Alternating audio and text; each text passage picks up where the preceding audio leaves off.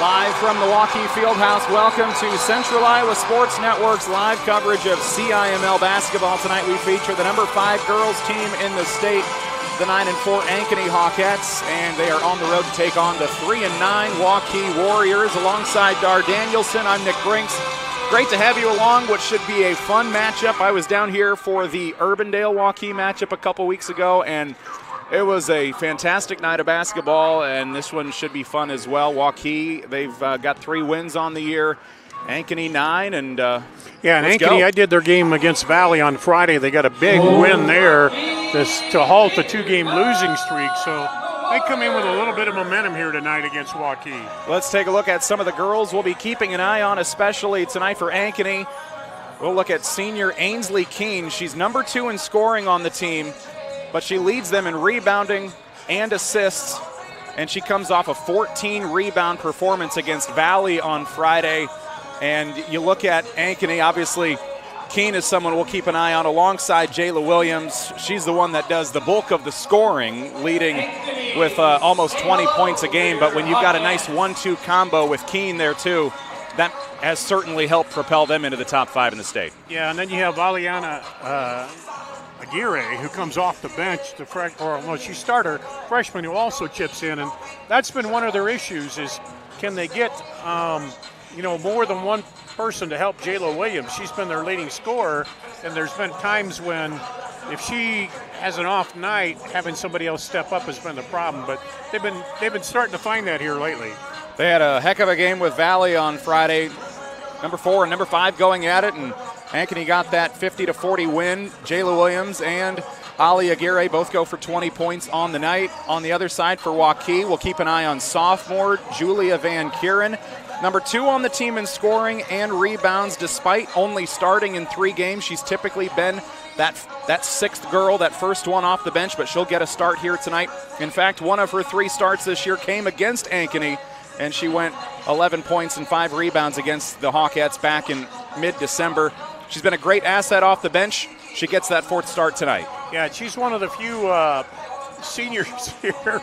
A really young Waukee team that's coming along, but she has provided some of that senior leadership along with Natalie Stitzman. So, Stitzman. So it's one of those things where a young team and hopefully those seniors can pull them on ahead. In mid-December, back on the 12th, Ankeny took down Waukee 56-48. It was close that night. We'll see what happens here tonight. It was a 1-point game heading to the 4th quarter. We'll step away and return. Tip-off is coming your way next. You're watching on the Central Iowa Sports Network, live from Waukee.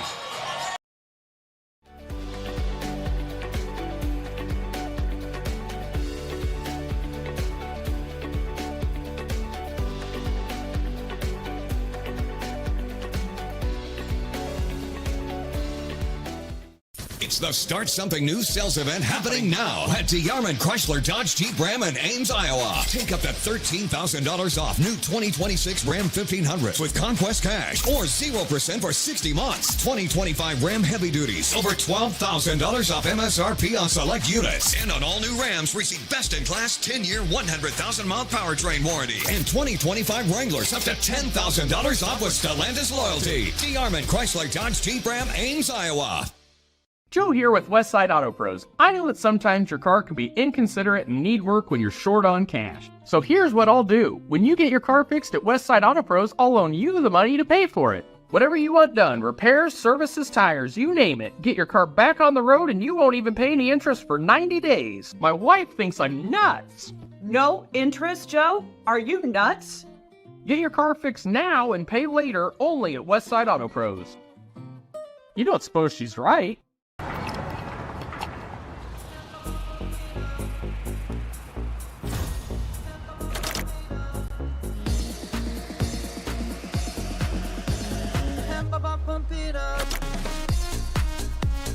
A fuel choice that even rivals can agree on? Now that's worth the hype. Cheaper, cleaner, and homegrown. Pump it up with unleaded 88.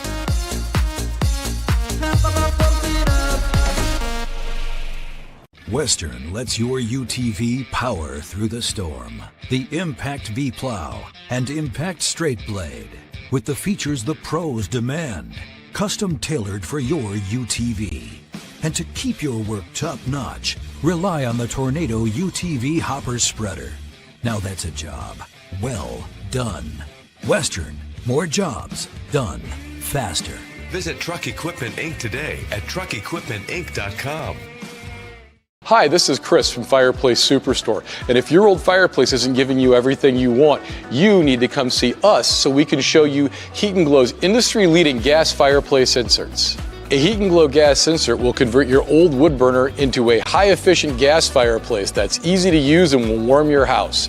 Come see us soon and get on the schedule for this winter's installations. For the best selection of fireplaces in the state of Iowa, come see Fireplace Superstore, just west of Homeacres on Douglas Avenue. Free Godfather's Pizza begins with the download. Order through my new online ordering app and start earning free pizza and sides. It's easy. Download the Godfather's Pizza online ordering app today. Do it. Run, jump, lift, swim, compete, connect, breathe. Whatever your workout, you'll find it at the Y, plus a whole lot more. Right now, you can try the Y for free. Visit any branch or online at dmymca.org. One membership, endless opportunities. Your YMCA.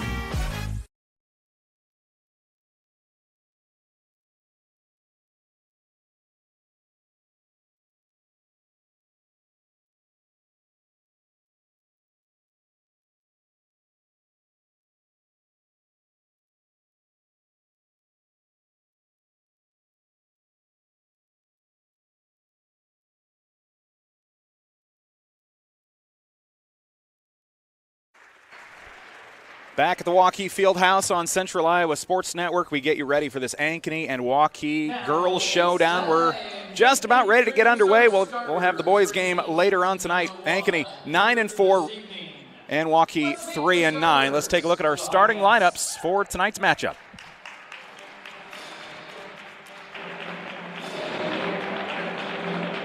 At guard, the 5'8" senior, number 4, Kyla Packville.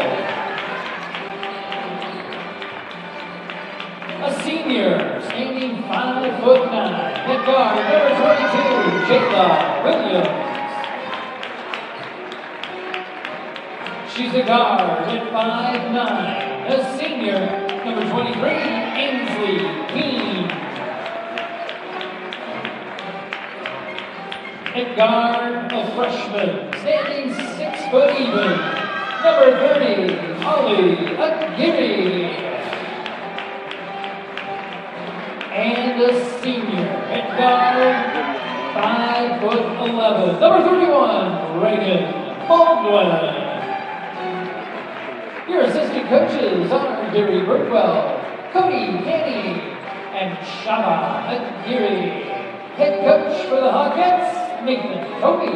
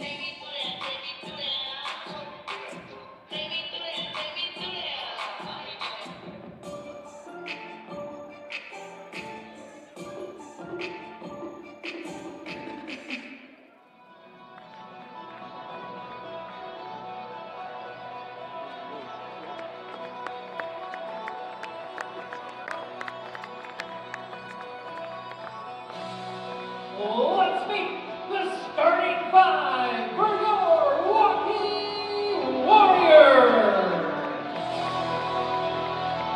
At guard, the 5'4" senior. She wears number 1, Natalie Sinsman. A junior, a 5'9" guard, number 3, Susie Scott.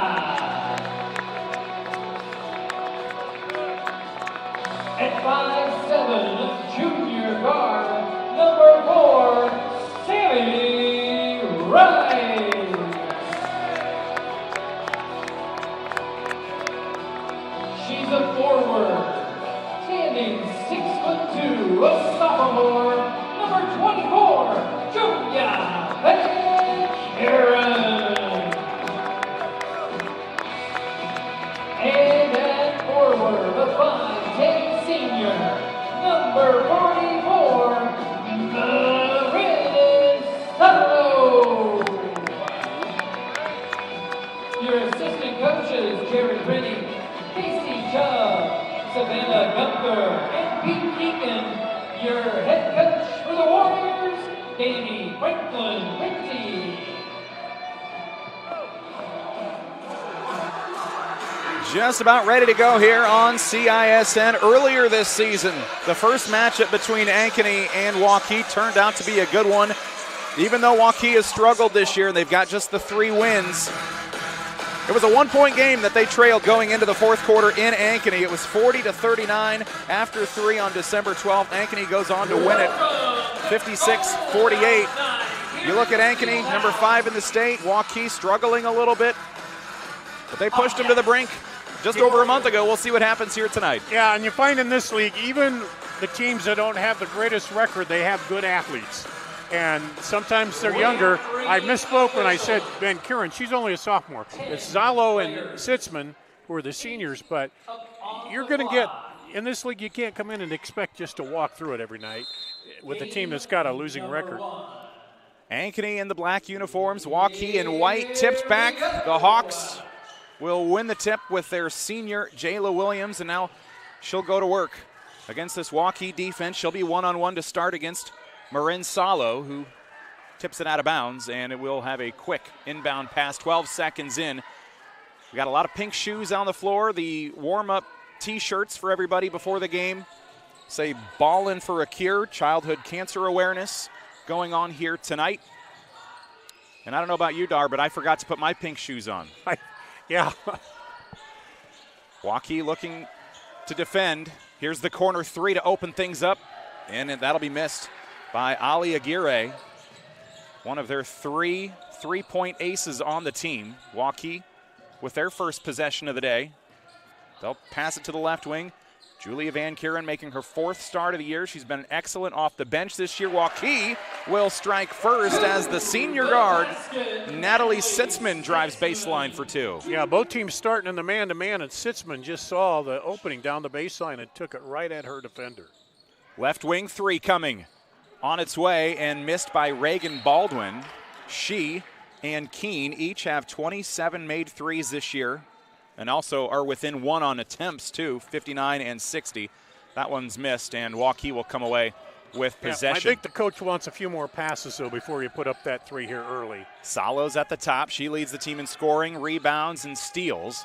She had a big day in that win over Urbandale when I was down here about a week and a half ago.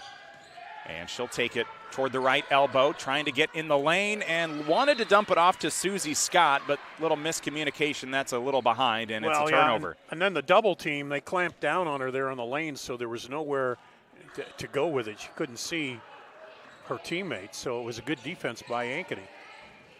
I wouldn't be surprised if we see 44 doubled up a lot, as we see a free throw jumper from Jayla Williams, and she'll tie things up. And she can penetrate, she can shoot outside, she can do it all. And she gets a fingertip on the pass, creating a turnover, and now she'll try for the assist if that was a 3, but they'll pass around. And off the shin of Salo, Williams loses it out of bounds. It'll stay Ankeny ball in front of the timeline. And they like to do that, post up Aguirre inside. They get it in there, and then she looks, and she'll either put her move on, take the spin, or get it back to Williams, and they'll work it around. We highlighted Ainsley Keene in the pregame. She'll inbound to Baldwin, to the top. Aguirre, she takes off against Van Kuren, who knocks it to the floor on a block. Now Waukee back up the floor in a 2-2 tie, 2+ minutes in. Yeah, going up, giving up 2 inches there, and we saw Kuren. She's just gotten better and better. I saw her earlier in the season, but just a sophomore, and she's playing well. She looks inside for Salo against the double team, gets her own rebound, and her putback is good. Salo and Sitzman have buckets for Waukee, and they have a 4-2 lead. Ankeny back to the right end of the floor. Yeah, she sealed off the defender, missed the shot, and then sealed her off again and got the rebound and went under the basket.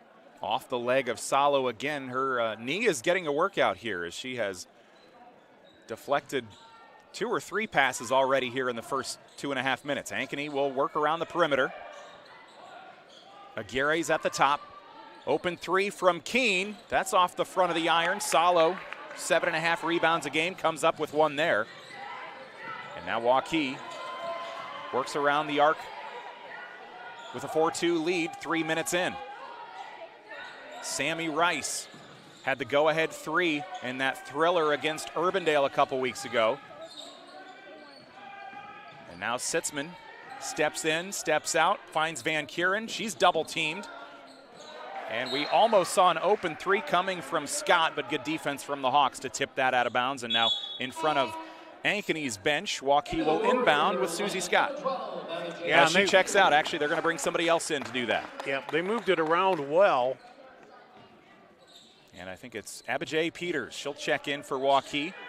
Natalie Sitzman takes it from the top. Van Kuren inside, one-on-one with a nice spin move, fades, puts it up and over Ainsley Keene. Van Kuren with the third basket for Waukee, as Salo and Sitzman each have a pair apiece. Yeah, very good move, turn, fire, right in there. And Williams comes up empty on the three, and Waukee with a 4-0 lead. They're looking for more. Three will miss. Van Kuren saves it from going out of bounds. Abijay Peters almost comes away with a loose ball for Waukee, but Ankeny pushes it up the floor. We've got a three from Baldwin on the way. Tipped by Salo, unable to hang on for the rebound, but Peters, the sophomore, comes away with it. Again, Ankeny not using much of the shot clock. They're just firing up from deep. Halfway through the first quarter, double-teamed inside. Salo with a whistle and a foul, our first of the day. And this belongs to Reagan Baldwin. And it'll be Peters along the baseline, inbounding for Waukee with those white uniforms. Key on the chest of the jersey. Salo in the far corner. To Van Kuren at the top. Now Sitzman lobs inside. Salo one-on-one for a moment. The pass a little high. She'll step back into the lane. Triple teamed. And out of bounds, last touched by the Hawks or the Hawkettes, and Waukee will keep it, 20 on the shot clock. Salo just keep attacking the basket. That's what she's doing. And she didn't draw the foul, but she got fortunate there where they got the ball back. Everybody's focused Good on play. Salo. That leaves Van Kuren wide open on the inbound play, and she'll lay it in, and Coach Nathan Tobey wants to talk things over. Ankeny trailing by 6. Waukee at home tonight. They have come to play here in the first quarter. Yeah, and a good run back answer here by Waukee. And what they're doing at Ankeny is that they're passing the ball, moving that defense around a little bit. Ankeny's coming down like the last 3 or 4 times and just put up threes. They aren't really working the ball. You can put up the three, but if you move the ball back and forth and get the defense moving, you're more likely to get an open shot. Ankeny won this matchup earlier in the season. They split last year. Hawks won the second matchup, Waukee the first. And between 2014 and 2024, it was all Waukee. They won 18 of 19 in that span. And here tonight, they're looking to snap a 2-game skid to the Hawks. Waukee's in front, leading by 6. Ankeny with possession as Williams drives inside, finds an opening, and she'll stop in front of the rim and put it up for her second basket.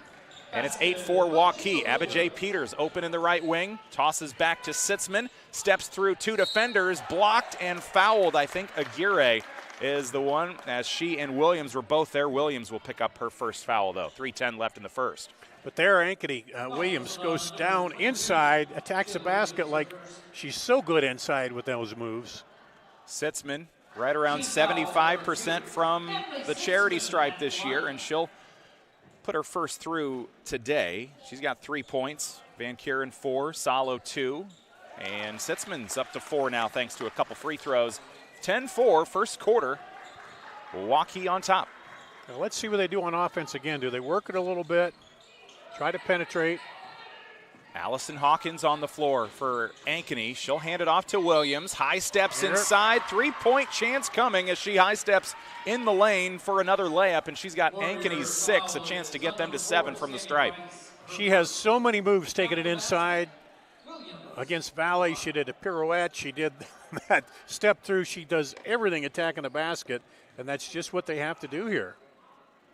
To try to make it a 3-point game. Free throw is off the rim and no good. Van Kuren the rebound. Now Waukee's out in front leading by 4 with number 4, Rice, finding Salo in the left wing.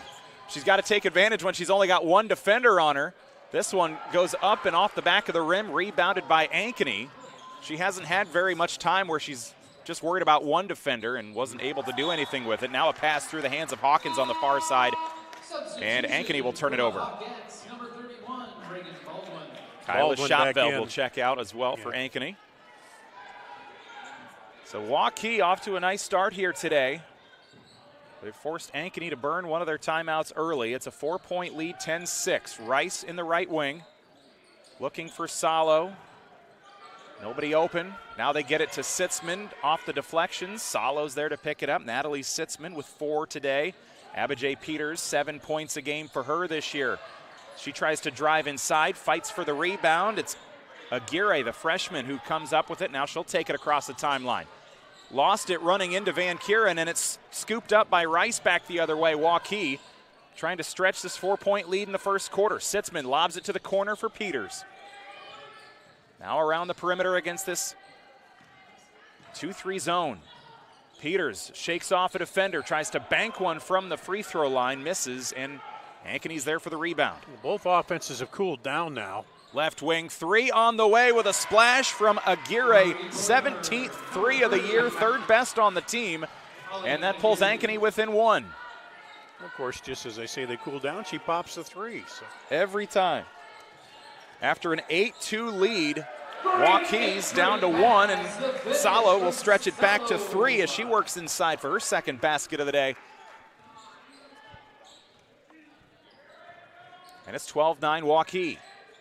Down in the corner with Aguirre. Hit a 3 last time down, misses here. Salo's there for another rebound, and now Abijay Peters will take it up the floor. She'll survey at the top.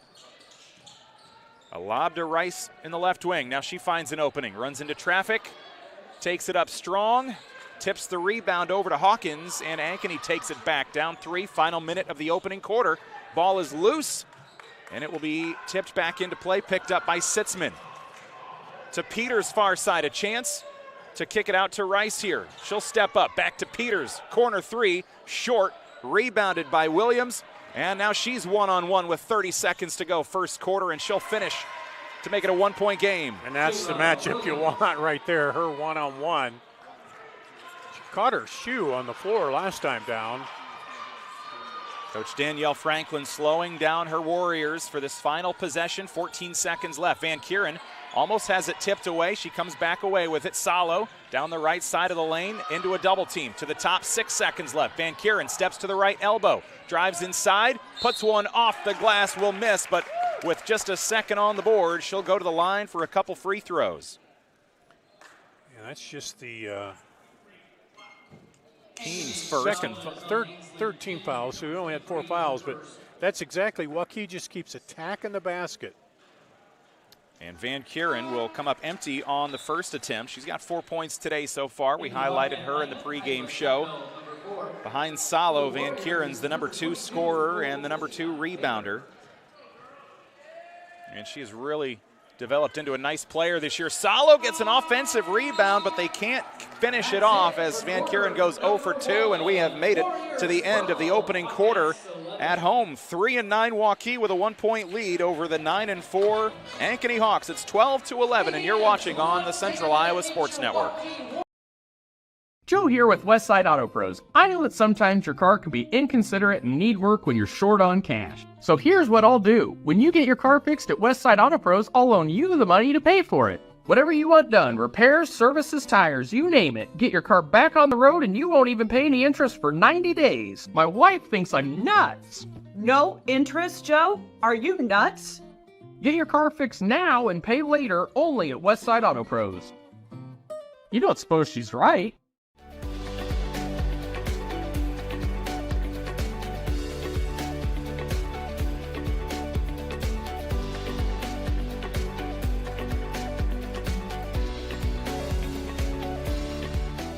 Thank you for tuning into today's broadcast. Don't forget to like and subscribe to the channel so you don't miss any of our live events. You can also follow us on X, Facebook, and Instagram in the description below for more coverage of Central Iowa high school sports and the Des Moines Menace. Now, back to the game. Back at the Waukee Fieldhouse on Central Iowa Sports Network alongside Dar Danielson. I am Nick Brinks. We go to the second quarter as Waukee, led by as many as 6. They lead by 1 at home against Ankeny, and they'll try to begin the quarter with another basket. Abijay Peters out of the break, has it. A toss behind her and behind her intended target. Taryn Werstein, the senior. That was just a classic case of miscommunication. One zig, the pass zagged, it goes out of bounds, and an empty possession to start the quarter. So now here on the other end, let's see what Ankeny does. Do they work the offense a little bit? Jayla Williams drives, and the first lead for Ankeny tonight. It's 13-12, and Williams has 10 of their 13. Aguirre hit a 3 earlier, so she's got the rest of their points, and Waukee comes out of the quarter break, 35 seconds in, and they've turned it over twice, not what Coach Franklin had drawn up. No, that's what Williams has had to do, just kind of get the offense going. A left wing 3, and she rattles one home here. It's hard not to see a black and gold 22 knocking down threes and think, somebody that's played in the CIML or, in the Metro here way back in the day. Yep. And Waukee will turn it over on a travel. Scott got inside and ran into trouble. 3 straight turnovers to begin the quarter as Ankeny has taken a 4-point lead, 16-12. We're not quite a minute in yet. Van Kuren comes back in for Olivia Baker here, so get some more size back in there for Waukee. Williams. She's picking up Williams. And maybe a nice switch here as Williams has come out hitting 5 points in the first minute. Waukee will miss a 3 in the corner from Schotveld, and it's taken by Waukee on the rebound. And now underneath to Van Kuren. She hesitated to let the defender jump, missed the shot, but she gets the putback, and Van Kuren's got her 3rd basket of the day on the offensive cleanup. Williams high steps inside, Van Kuren with a block. So she gets the offensive board, she gets a bucket, she gets a block. Maybe a steal or an assist coming up for her. Nope, a turnover. Pick taken the other way by Williams, and an easy layup for 2. Already with 15 on the night for Williams, averaging 19.8 a game. Well, that's been the problem with Ankeny, finding other scores. Williams, we know she can score, but when you go up against a good team that can stop her, that's the problem. So I'd like to see some of the other Ankeny girls pick it up and get a little bit in the scoring here. And they've also challenged Waukee, stop Williams. Yeah. If you don't stop her, maybe you don't need someone else to step up. Salo against the double team, a nice little handoff, and Werstein is there to lay it in.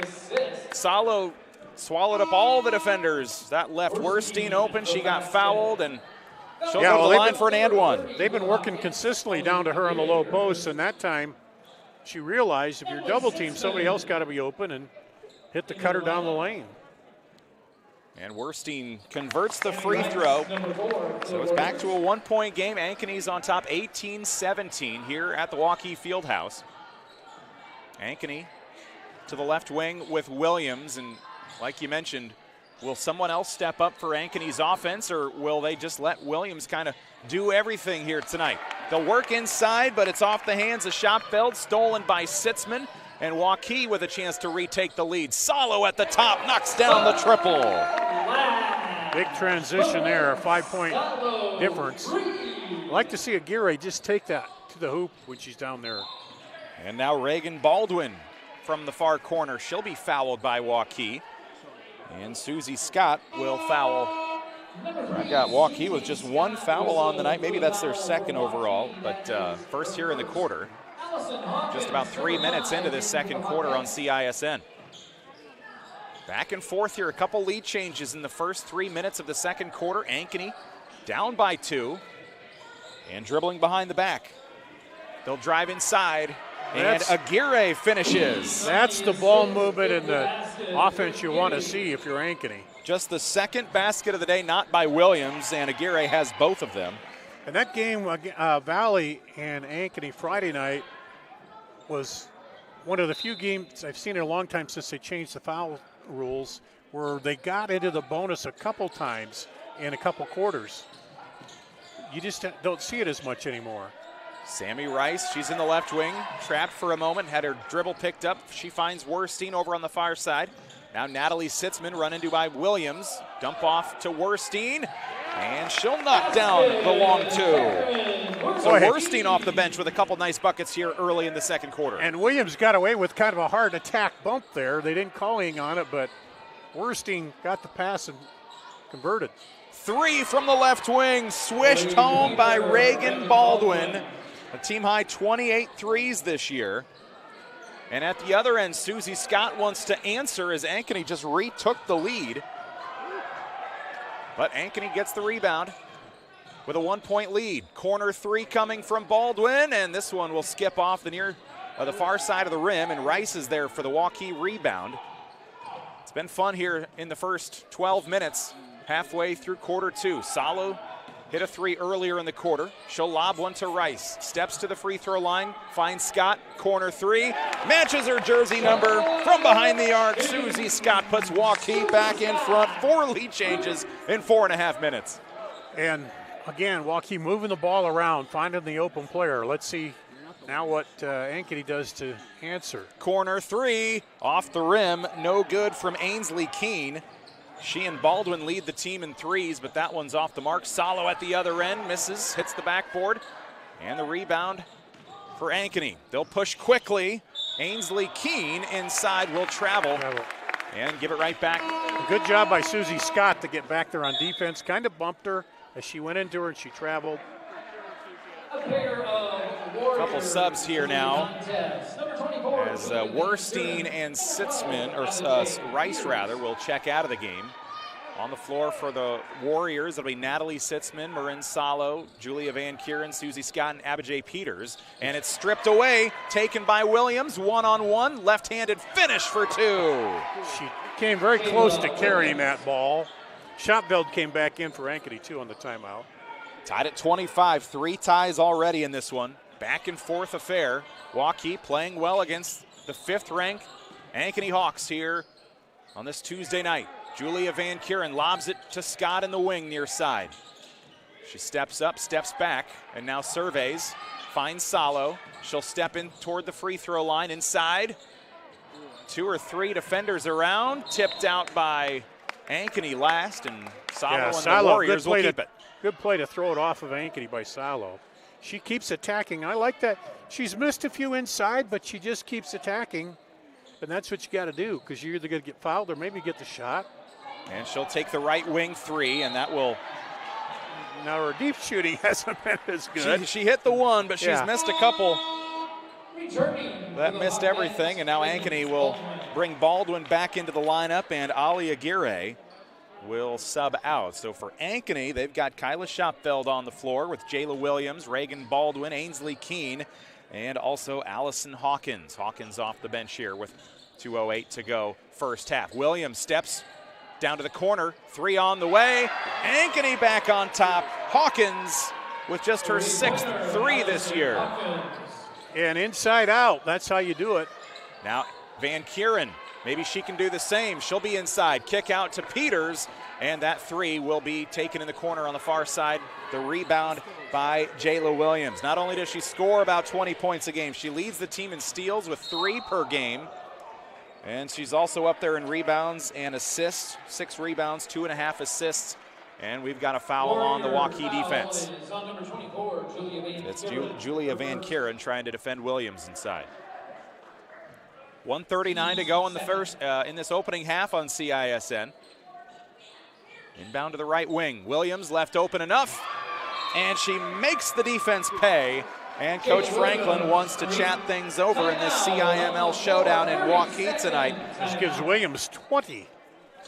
Both teams have led and trailed by 6 in this one, and right now the Warriors will have their largest deficit of the night to contend with, as Ankeny has taken that 6-point advantage courtesy of the Williams 3. You mentioned it, already 20 for Williams, 32 minutes worth, 20 points per game. She's done it here in, 14.5 minutes. Yeah, and we've seen a couple other players, Baldwin and Hawkins, step up and hit some shots. And I talked about this the other night with Valley and Ankeny. You're playing, you got to get better because up top is Johnston, obviously. You got to knock them off. You got Dowling, Waukee Northwest. You got to, in these games, as you head toward the end of the season, keep building and honing yourself so that you can have a chance to attack them and get into the state tournament.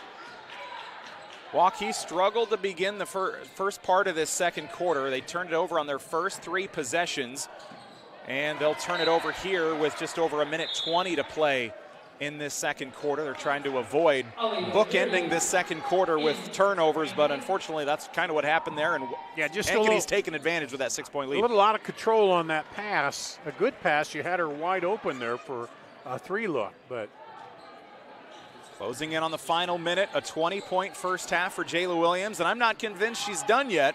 Corner for Baldwin to the top. Ainsley Keene scoreless so far today, still scoreless. Williams tosses it back into Keene.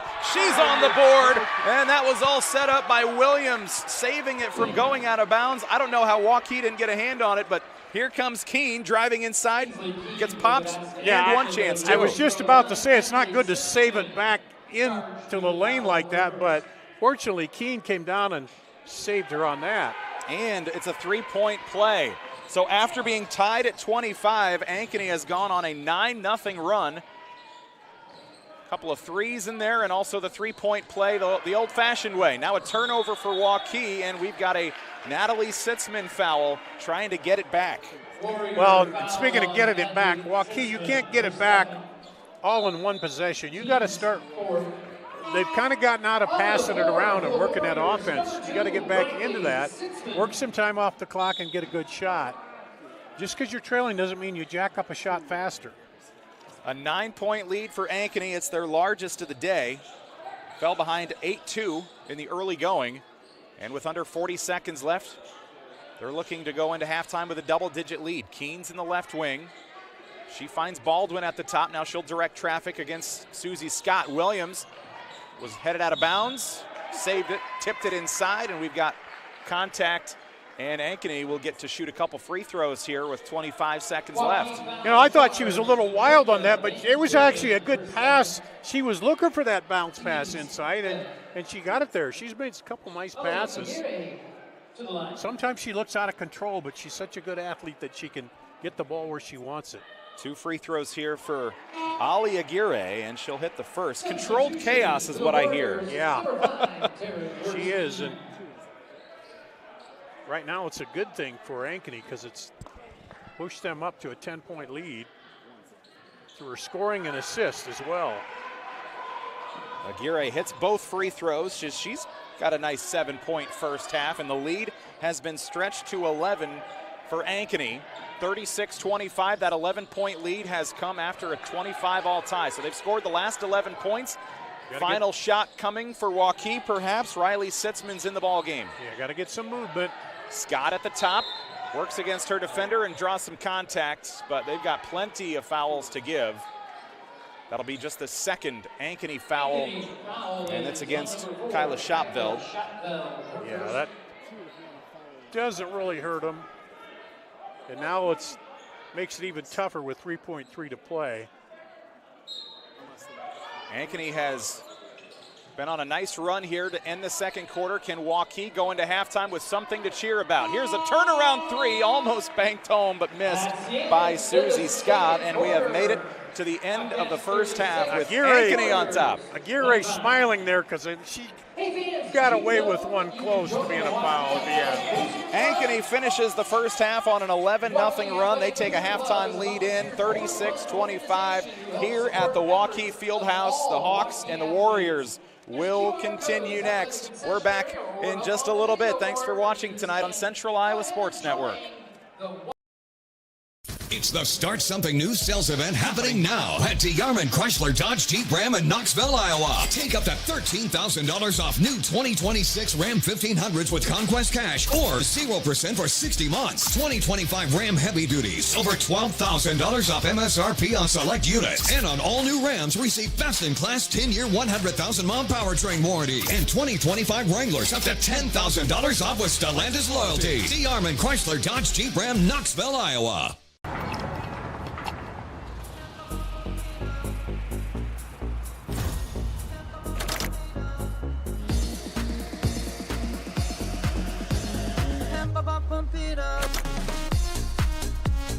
A fuel choice that even rivals can agree on?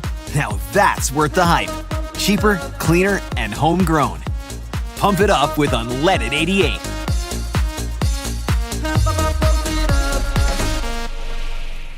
Western lets your UTV power through the storm. The Impact V-Plow and Impact Straight Blade, with the features the pros demand. Custom tailored for your UTV. And to keep your work top-notch, rely on the Tornado UTV Hopper Spreader. Now that's a job well done. Western, more jobs done faster. Visit Truck Equipment Inc. today at truckequipmentinc.com. Hi, this is Chris from Fireplace Superstore. And if your old fireplace isn't giving you everything you want, you need to come see us so we can show you Heat and Glow's industry-leading gas fireplace inserts. A Heat and Glow gas insert will convert your old wood burner into a high-efficient gas fireplace that's easy to use and will warm your house. Come see us soon and get on the schedule for this winter's installations. For the best selection of fireplaces in the state of Iowa, come see Fireplace Superstore, just west of Homeacres on Douglas Avenue. What if you could make a priceless difference in your community for as little as $5? With the Des Moines Catholic Worker House, you can. For nearly 50 years, the Des Moines Catholic Worker House has given the homeless and low-income community a place to feel welcomed. With your support, we could turn 3,000 free meals each month into 4,000. We could build a brand new warming and cooling center in our future facility. We could provide more hygiene products, more clothing, and more hope to those who need it most. Feed the hungry, clothe a neighbor, and spread your generosity throughout Des Moines by scanning the QR code on the screen right now. Donate online via PayPal or mail a check to make a priceless difference in your community today. Thank you so much for your support. Live from the Waukee Fieldhouse here on Central Iowa Sports Network, we have had ourselves a very fun first half of play. It's been back and forth throughout. 5 lead changes just in the second quarter. However, for Ankeny, they trailed early, down 8-2.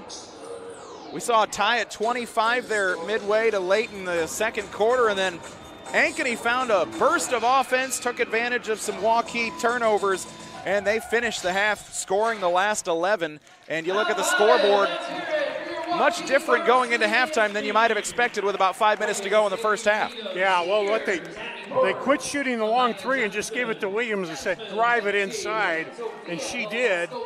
She had 8 points and then 12 points in the 2 quarters. So, yeah, just attack the basket.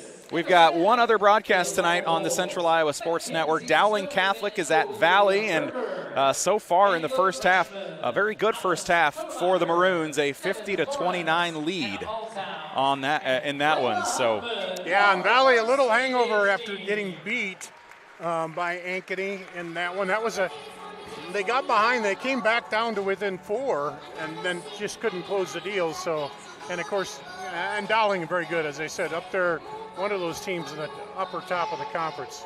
For Ankeny here in the first half as they lead at 36-25 in Waukee. Jayla Williams leading the way with 20 points, and Ali Aguirre's got 7. She's the number 2 scorer on the other side for Waukee. They've been led by Marin Salo with 7. Julia Van Kuren's got 6. Taryn Werstein off the bench with 5. As we take a look here in just a moment at the CIML girls basketball standings, you see Ankeny there.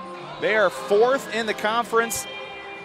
And that just tells you how tough the CIML is. You're 5th in the state, and you're 4th in your own conference. You're trailing Johnston, Dowling Catholic, and Waukee Northwest, and then you look at Waukee down there at the bottom. They've beaten Urbandale and Southeast Polk to stay ahead of them, but although their record 3-9 on the year and 2-7 in the conference doesn't look great, you look at how they played for the first 12 minutes or so. They kept Ankeny frustrated and on the ropes, and it took that big run going into halftime to stretch it out for Ankeny. But if Waukee can bottle up kind of the first 12 minutes, I think they'll feel much better in the second half. And again, they're young, and sometimes when they got behind the first time, they came down and started rushing things a little bit, whereas early on they were running that offense, getting a few passes, finding the open look, and then, a young team that got a little impatient when they got behind and came down and started, shooting it quickly. But that's all something that will come with the coaching here too. And speaking of Johnston there at the top of the standings, Ankeny gets to take on number 1 Johnston coming up on Friday night. Meanwhile, Waukee gets their second matchup with a Southeast Polk team that has definitely struggled here in the 2025 and 2026 season. But again, we'll see how they shake out here in the second half. Kind of a tale of two halves. 12 minutes or so, competitive, back and forth. Final 4 minutes, all Ankeny. And we'll see how these teams come out of halftime. And we'll get to that here in just a moment. You're watching Waukee and Ankeny squaring off in girls basketball, a 5A CIML showdown here on the Central Iowa Sports Network. It's the Start Something New sales event happening now at DeYarman Chrysler Dodge Jeep Ram in Ames, Iowa. Take up to $13,000 off new 2026 Ram 1500s with Conquest Cash or 0% for 60 months. 2025 Ram Heavy Duties, over $12,000 off MSRP on select units. And on all new Rams, receive best-in-class 10-year, 100,000-mile powertrain warranty. And 2025 Wranglers, up to $10,000 off with Stellantis loyalty. DeYarman Chrysler Dodge Jeep Ram, Ames, Iowa.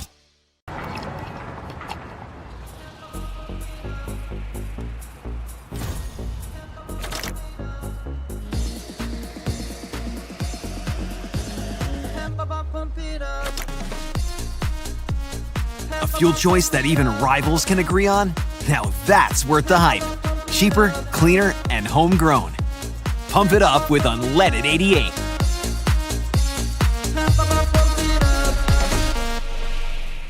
Western lets your UTV power through the storm. The Impact V Plow and Impact Straight Blade, with the features the pros demand. Custom tailored for your UTV. And to keep your work top-notch, rely on the Tornado UTV Hopper Spreader. Now that's a job well done. Western, more jobs done faster. Visit Truck Equipment Inc. today at truckequipmentinc.com. Hi, this is Chris from Fireplace Superstore. And if your old fireplace isn't giving you everything you want, you need to come see us so we can show you Heat & Glow's industry-leading gas fireplace inserts. A Heat & Glow gas insert will convert your old wood burner into a high-efficient gas fireplace that's easy to use and will warm your house. Come see us soon and get on the schedule for this winter's installations. For the best selection of fireplaces in the state of Iowa, come see Fireplace Superstore, just west of Homeacres on Douglas Avenue. Iowans are working hard, but high prices make it even harder to keep food on the table. Record numbers need help. Your neighbors, your friends, your community. Stopping hunger starts here. Ever have one of those awkward moments when a business disappointed you? You got ripped off? Didn't get what you expected? The Better Business Bureau can help you avoid these uncomfortable situations. BBB accredited businesses are honest, ethical, and reviewed annually by the BBB. Don't experience another awkward moment with a bad business. Trust the ones that operate with integrity. Look for the BBB seal. It's the sign of a better business. And find a better business anytime at bbb.org. Thank you for tuning into today's broadcast. Don't forget to like and subscribe to the channel so you don't miss any of our live events. You can also follow us on X, Facebook, and Instagram in the description below for more coverage of Central Iowa high school sports and the Des Moines Menace. Now, back to the game. $2 Back in Waukee, we get you ready for the third quarter. Ankeny 36, Waukee 25. Alongside Dar Danielson, I am Nick Brinks, and it'll be the Ankeny Hawks beginning with possession here in the second half. Yeah, and I think Coach Danny Franklin-Prenny said, Waukee, our team, let's come out, move the ball like we did to start the game. Let's get back to our offense, and let's not panic. If they hit a shot, we don't have to come down and automatically try to match it. Ankeny will take it to the left end of the floor here in the second half. Inside, triple, maybe quadruple teamed. The toss underneath to Jayla Williams will turn into a jump ball, and Waukee will avoid falling behind any further, at least on this opening possession. And they'll face some full court pressure here from the Hawks. Salo inbounds it to Abijay Peters. Bounce pass to Sitzman, now up front to Scott. She knocked down a three in that second quarter. She'll look inside to Salo, and she was open for a moment. The pass just a little too high. Sometimes that pressure doesn't get you on the front end, but it speeds you up on the back end, and you make a not such a good pass, and that's what happened, I think, that time. They broke the press, but then it made you want to get it down there quicker. We begin with 2 turnovers, 1 for each team here in the first part of this third quarter, and a travel from Aguirre. No, they call it held ball. Got it. Yeah. So the Ankeny Hawks will get it right defense, back. But the arrow switched last time, so right back.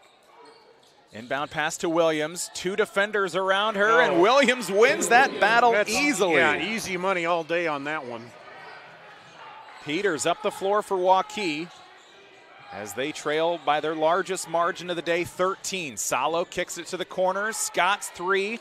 That'll miss, and Williams, one of the easier rebounds you'll find in basketball. Yep, right over the top. Keene at the top. She finds Baldwin. 3, in and out. Sitzman hit from behind by Williams, trying to beat her to the punch, and the punch wins. Yeah, that was just one of those overexcited and went after it. She saw how easy the rebound was at the other end. The other end. But really no foul trouble for anybody right now, so. Abijay Peters outside to Rice. She lets it fly, nothing but the bottom of the net, and Rice is on the board with her first bucket tonight, a big one to snap a 13-0 run for Ankeny going back to the second quarter. 10-point game, but Ankeny answers right back with Ainsley Keene. 28-3 for her on the year. To Rice, Scott left side. Down in the corner for Peters. Now Waukee with 6:15 to go in the third quarter, trailing once again by 13. Will drive inside with Natalie Sitzman to the top. Scott, 3 on its way. Williams tried to get there to block it. And here's Peters.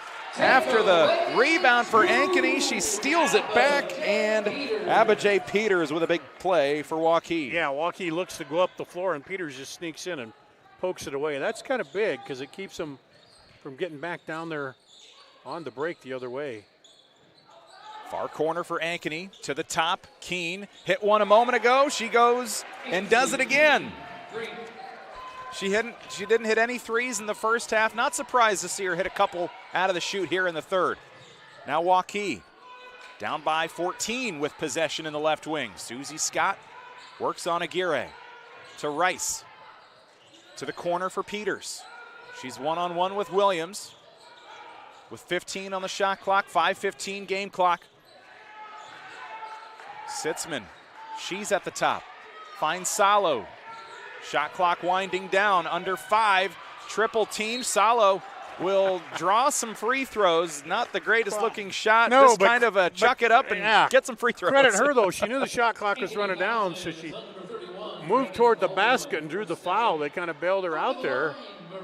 But good play by Salo. She's played a lot of minutes here so far in her career with Waukee.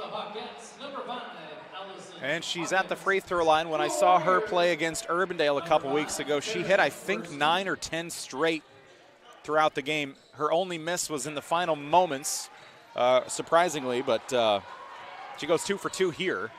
Great free throw shooter, right at 90% this season. Yeah, when you play inside, attack the basket, that's what you expect. And then You get the foul, make them pay. High pass hauled in by Allison Hawkins. Here's where Ankeny could be a little bit choosy on offense. Good defense from Salo. May have deflected it for the block. Not sure, but I think. I believe she did. Either way, it gives Waukee the basketball. Rice kicks out to the right wing. Sitzman's three on the way, and now Waukee finding some success from behind the arc here in the third quarter. They only hit a couple threes in the first half. They've already got a couple here in the quarter. But they did it off a ball movement. And Rice knocks down, or Sitzman rather, hit that three. She wants to go and hit another one. This one's Rice. Ankeny comes up empty, but it's a 9-point game. Back down to single digits. Waukee chipping away slowly as Hawkins takes a three from the top. Short, but a nice, generous roll to fall through. Hawkins hit one in the first half, one here in the third now. Got the road rims there that went. They'll tussle forward over on the far corner. It's picked up by Werstein. And then we've got a whistle and some contact and a timeout taken by Waukee to preserve possession. 12-point game. Ankeny leads at 47-35 with just under 4 minutes to go in the third quarter. And although it's 1 point more than they trailed going into halftime, Waukee can at least say that their offense has not made too many mistakes here to begin the third quarter, but their defense is still allowing Ankeny to stay just one step ahead. To match them, and they got to get, offensively, they got to get on a little bit of a roll and score more points in a row when they've gotten the stops. Get stops and come back down, because you don't want to wait till the fourth quarter and then you're down double digits and try to make a comeback. Yeah, I mentioned Waukee has 2 threes here in the quarter after just hitting one in the first half. Unfortunately for them, Ankeny's hit 3 themselves here in the quarter. 3:44 left in the third. Abijay Peters at the top for Waukee. To Salo in the right wing. She's one-on-one with Baldwin. Lobs it to Sitzman. Quickly guarded by Aguirre. She'll step in the paint. To the right wing, Olivia Baker, the sophomore. And we see one about halfway through. Pops up, drops in, and Baker's on the board. Yeah, another one of those down and out and in. Back to a single-digit game, 47-38. And Ankeny will come up empty as Reagan Baldwin's shot goes astray, rebounded by Waukee. Salo looks inside. Baker got hit. And number 22 will head to the stripe for some free throws. Hawkins, I think, fouled her, but good look by Salo to find her right away. We mentioned that Van Kuren's making her 4th start of the season tonight. It's Baker who's usually been starting, so that's who she started in place of this evening. Baker averaging right around 5 points a game, and she misses the first of her 2 free throws. Hasn't been to the free throw line a whole lot. Before last Tuesday's game, she was 6 for 10 on the year. And she'll come up short on the second one. Back to Ankeny. Single-digit lead here, 47-38. Williams in the left wing. Open for 3 if she wants it against that zone. Well, with this lead, they can be a little more choosy here. Kick down to the corner. Hawkins 3 comes up short. Salo's there for the easy rebound. 2:40 left here in the third. Waukee trying to mount a charge. Peters inside for Werstein. Shot was blocked. They'll say no foul, and it's picked up by Aguirre. And Peters trying to force a takeaway. Can't get it done. It was a great pass by Peters, but it was an even better defensive play to recover under the bucket. In the front court, the Hawks are in the corner.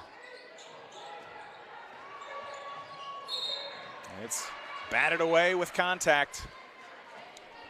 Warrior fouls on number 22, Olivia Baker. And this will be an Olivia Baker foul. 3 points in the quarter for Baker. A little too far out there.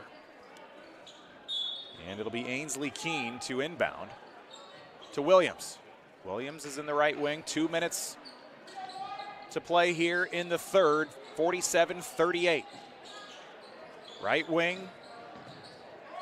Drive inside, and free throws coming for Aguirre. As she was one-on-one and drew the foul on Salo. She got baseline. Looking for her first points here in the second half. Aguirre at the line. And at the stripe, Aguirre hits the free throw, back to a 10-point lead. Aguirre 3 for 3 from the free throw line. The rest of the team just 1 for 2. They haven't gotten there a whole lot. This one gets hung up and falls out into the hands of Marin Salo. Waukee trails by 10. Inside with Peters, runs into traffic, retreats, hands off to Sitzman. Spin move inside, spin move again. Oh man, what footwork from Natalie Sitzman. She lays it in and she's gonna get paid off with an and one chance. Yeah, she just took it. I thought she was gonna get out of control, but she kept it under control, kept the defender on her hip, and picks up the bucket and the one. 1:40 left here in the third. Stepping to the line, Natalie Sitzman. I think it was Aguirre with the foul. Nope, actually Lily Cook, I believe. Warrior substitution number 4, Sammy Rice. And she converts the three-point play, so here comes Down Waukee now. clawing their way back. Down below double digits, down to 7. 10 points on the night for Sitzman. Get a stop here, you make things start to get interesting. Second matchup for these two teams this year. The first one was a good one. 8-point win for Ankeny after a closely contested game throughout. 3 from the corner near side. Keene with 3 triples, all in the third quarter after a very quiet first half. Baker is baking and she answers from the left side. Olivia Baker, 3. Yeah, Keene had that old-fashioned three-point play in the first quarter, and then now 3 of the more, the newer type 3. Back to a 7-point game, and Baldwin, her 3 is off the back iron. Final minute of the third quarter, trying to get it down to a 2-possession game. Sitzman and the Warriors up front. Good Underneath cut. with Baker. Baker with a couple threes in the quarter. She'll lob it to the top 3, bank off the back of the rim, no good. Rice unable to make it go. And Ankeny with that 7-point lead, they've got a chance now to push it to maybe 9 or 10 going into the fourth quarter. Step back long 2 with a swish. Needed about 3 or 4 more inches to step back and get the extra point, but she'll take the 2, and it's a 9-point game. Final half minute of the third quarter. It's been a fun one so far. 5 lead changes and 3 ties so far. Waukee got it back down to 7. Trailed by as many as about 13 or 14. And they've got one more chance here. 7 seconds left. Salo underneath to Sitzman, and she'll have free throws as they are in the bonus now. That's the 5th foul on Ankeny here in the third. Very costly foul because you're in the bonus. They had him down to 3.8 seconds, so we're going to probably force a wild shot up, but bail him out with a foul. I was just about to say, Ankeny's defending it well, and they have not given Waukee even the semblance of thinking they've got an open look. Just a lot of scrambling going on, and they get a couple, they get the 1 free point. We'll see if they can do it one more time. So very costly. We'll check back at the end and see how important those 2 points are. Ankeny with Williams, a spin move inside, and Peters blocks it at the buzzer.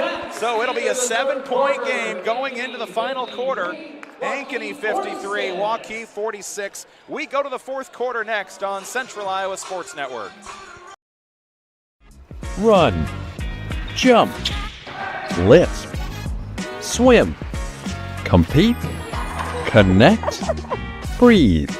Whatever your workout, you'll find it at the Y, plus a whole lot more. Right now, you can try the Y for free. Visit any branch or online at dmymca.org. One membership, endless opportunities. Your YMCA. Ever have one of those awkward moments when a business disappointed you? You got ripped off? Didn't get what you expected?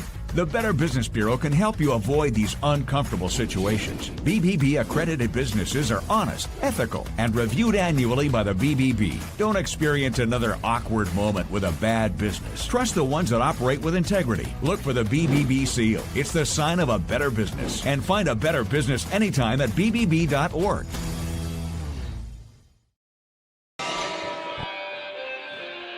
(53-46) Ankeny here in Waukee at the Fieldhouse alongside Dar Danielson. I am Nick Brinks. Thanks so much for joining us for some Tuesday night hoops in the CIML.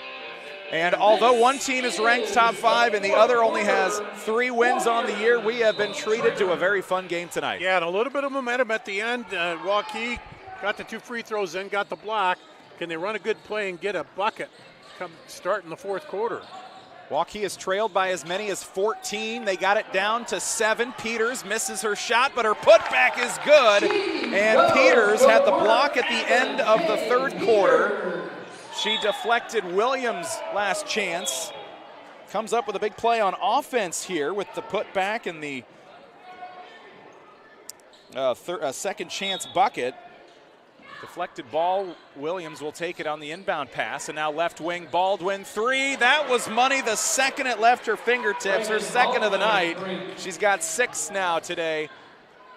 And it was 5 points, stretched back to 8, 56-48. That was the final in the first matchup with Ankeny on top. So I guess we've got about 7 minutes more offense in this one compared to that December 12th matchup in Ankeny. And Ankeny's managed to answer the run here, and then travel called. Rice got through the defensive combo of Baldwin and Keene, but took that extra step after she did. She did. And Ankeny, you're either going to get a reach-in foul or a travel on that, and it was the travel. A minute into this final quarter here on CISN. Abijay Peters, she'll tip it out of bounds. She's been making some nice plays here late in the third, early in the fourth. Yeah, she's trying to turn it up a notch. She got that block. I think that kind of energized her a little bit. But went down and missed it, got the bucket back and put it in. And she had a big play in that third quarter when she stole it away and then had the easy layup at the finish. And now inside, and I think, is it Peters that will pick up a foul here, just trying to get her team back in it. A little too aggressive from behind. Yep. Foul is on number 12. And Peters will pick up her first foul of the day to go along with her 4 points. It's Ainsley Keene inbounding to the wing. Aguirre, one-on-one with Baker. Spins inside, too strong. And picked up by Sammy Rice. Handoff to Sitzman. Off and running go the Warriors, trailing by 8 here in the fourth. Natalie Sitzman, she's in double figures tonight. Abijay Peters steps up, steps back, one-on-one with Williams. Toss to Baker on the far side. Now Salo's at the free throw line. Stands inside, spins in, and Baldwin's got the Ankeny rebound with 6:15 to go. Williams with those 20 points in the first half. She has only scored 2 points in the second half, so Ankeny had to look elsewhere. Keene has picked it up with 3 threes and a 2 in the third, so, and that's what you want to see. That's what she wants to see too, because the more others that score, it helps her. Under 6 minutes to go, and Williams will get to shoot a couple free throws as she worked on Peters inside and wins the battle. Yeah, but you always know you can go back to her, especially inside. She's tough. 56-48. A 3-2 score here in the quarter. Ankeny with that 7-point lead after 3. They've tacked one more on here as Williams misses but makes the second free throw. She's 1 for 3 tonight, and she's up to, I think, 23 points now. Yeah, they just have not let Waukee get on any type of run here. Peters gets double teamed, and she gets out of it, finds Salo, lob to the left wing. Sitzman to Baker in the corner. Baker with a couple third quarter threes. That was big for her team. Salo goes inside and finds some contact and a foul on Ankeny. That'll go against Kyla Shopveld. 5 passes and you get it in and you get a foul. That's what I think Coach Preddy is going to say. Keep moving that ball around. Make them foul you. Peters along the baseline to inbound for the Warriors. Running out of time, though. And she'll find Baker off in the near wing. Salo trying to get open against Baldwin. She's got it at the top. Just under 5.5 to go. Salo spins inside, and there's enough contact there. That pass is tipped, intercepted. Keene wants to go all the way. Banks one off, no good. Tipped out by Salo, and it's rebounded by Rice. Waukee back to work. The turnover doesn't hurt him. Now Peters is in the left wing for Waukee. To the free throw line, and it's stripped away. Williams leads the team in steals. She leads them in points, and she puts it all on display there. And Ankeny has not stopped defending. They keep back, and good defensive position. Final 5 minutes here, and another takeaway for Williams. One-on-one with Salo, and the breakaway layup for two. Timeout on the floor by Coach Franklin, and we've got ourselves a full timeout. Ankeny has stretched it back to a 13-point lead here with just under 5 minutes to go. Ankeny leads Waukee here at the Waukee Fieldhouse, 61-48 on CISM.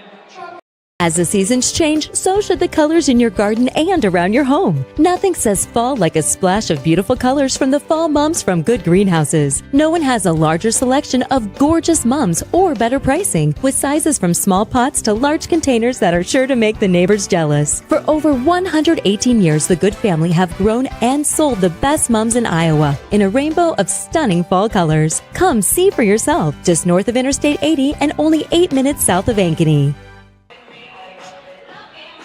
Well, they got it down to 7, but here comes Ankeny coming right back. They built a 13-point lead here. But 4 minutes and change to go. Had down to like 6, I think, at one point, didn't they? And then, but anyway, yeah.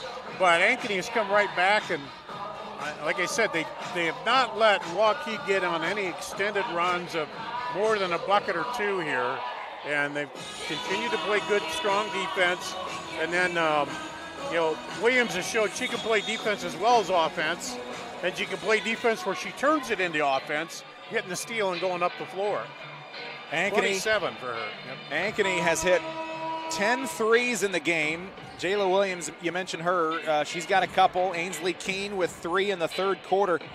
Waukee hit just 2 in the first half. They had a nice third quarter especially, and they're up to, I think, 6 threes on the day, but it seems like every time they have had a chance to go on a run, Ankeny comes right back with a 3, and we must have had a foul or a technical of some kind right before that timeout. And Salo knocks down a pair of free throws.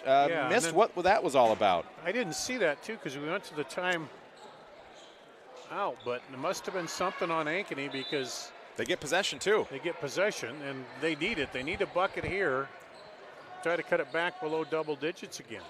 Waukee would obviously take a 2 here, but I just imagine if you get a 3 and you can hit 5 points on a single possession in a 13-point game, just may spark what they need to do to come back. But they'll inbound it after it was tipped out. Bakers quickly double-teamed, and it's stolen by Williams. She is racking up the steals here in the fourth quarter. Peters, after the miss, comes away with a rebound, 2 on 3. She'll drive, turn around, and finds Sitzman at the top.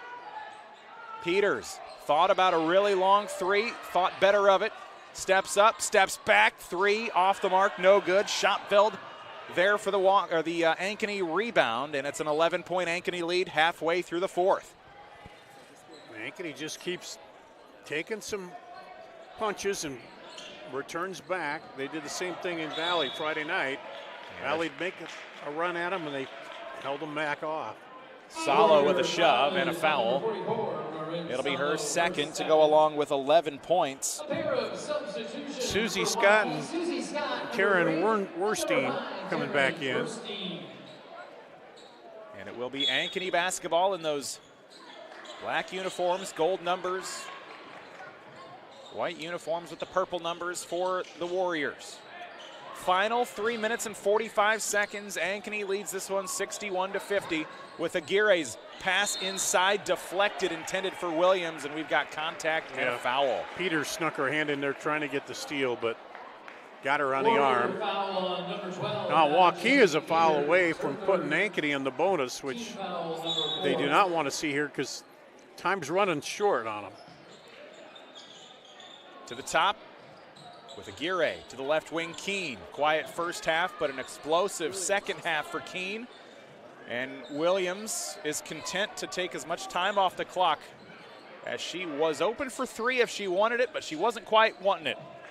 And now a pass inside intended for Aguirre is deflected out, and Ankeny will keep it under their own basket with 15 on the shot clock and an 11-point lead. Yeah, she had a good back cut there, but the defender got the hand on it. Inbound pass to Williams, one-on-one with Salo. Spin cycle, but unable to finish. Salo's got the board, tosses deep to Peters. And a big possession for Waukee It'll be stripped away, taken back by Schoppveld. And it remains a double-digit lead for Ankeny. And every characteristically, Williams has missed her last two going to the hoop, but. And every time that Waukee gets a stop, but they don't come away with offense at the other end, that clock is going to loom larger and larger. Got to take advantage of the opportunities when they present themselves. Schoppveld almost knocks over Sitzman, who gets the steal. Kick out to Scott in the corner. Great Scott, the Susie triple, her second of the day. 2.5 to go. And Waukee will use a timeout here. Got it to full 8. Timeout. Yep. It's a full timeout. We'll take one too. 61-53 Ankeny here in the fourth quarter. Just over 2.5 minutes to go on CISN. 3, 2, action. Wilson Toyota in Ames is unlike any other car dealership in Iowa. At Wilson Toyota, we give you a financially rewarding, time-saving, and stress-free car buying experience. Earning your confidence with a value-oriented customer experience is what thousands of customers have come to understand as the Wilson experience. She's getting better at this, making me so proud. Wilson Toyota, home of the Wilson experience.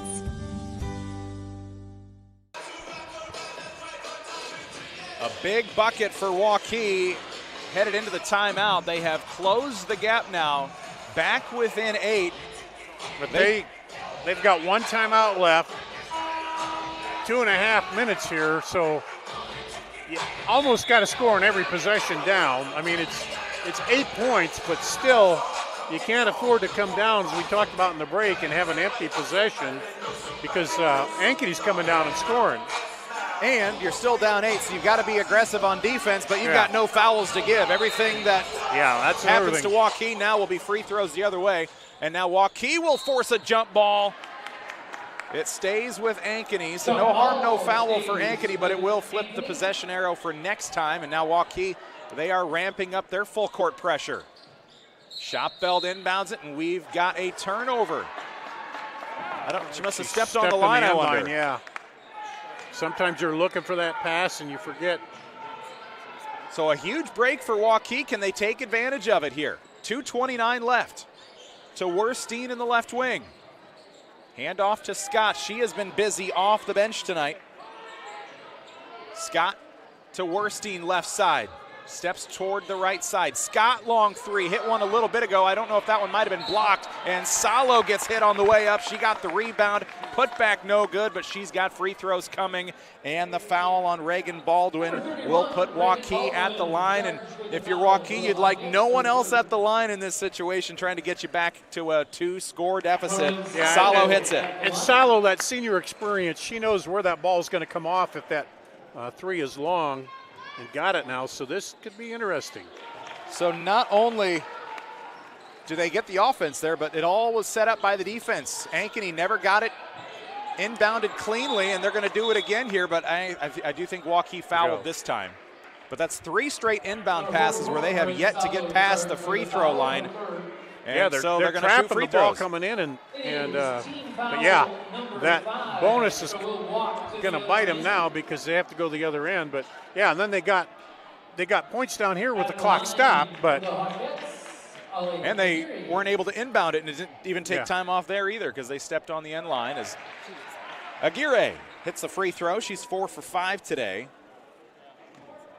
and they've got a 7-point lead and an 8-point lead. So we trade free throws here. Pretty cool for the freshman to step up and pop 2 to up the lead to 8. Scott drives inside, sees parted for a while, then they closed up at the end. Baldwin was there, and now Williams pushes. So they have an empty possession on offense, and now Ankeny is content to use as much of the 35 seconds on the shot clock as they can. Yeah, Keene could have drove in there and put up a shot, but she says, no, let's work it down because the clock is our friend right now. Points are important, but 35 seconds off the clock may be more important at this point, especially if you can still get points at the end. But Scott steals it rather, Abijay Peters. And there she goes, she finishes too. So huge play defensively and the breakaway layup. She's done that from time to time tonight. Salo gets the steal, and now they kick it out to Peters. Can she go back to back? It skips off the rim. And we've got an injury timeout on the far side. It looks like Werstein's a little slow to get up for the Warriors. 63-57. Yeah, I think she might have caught an elbow in that double team there.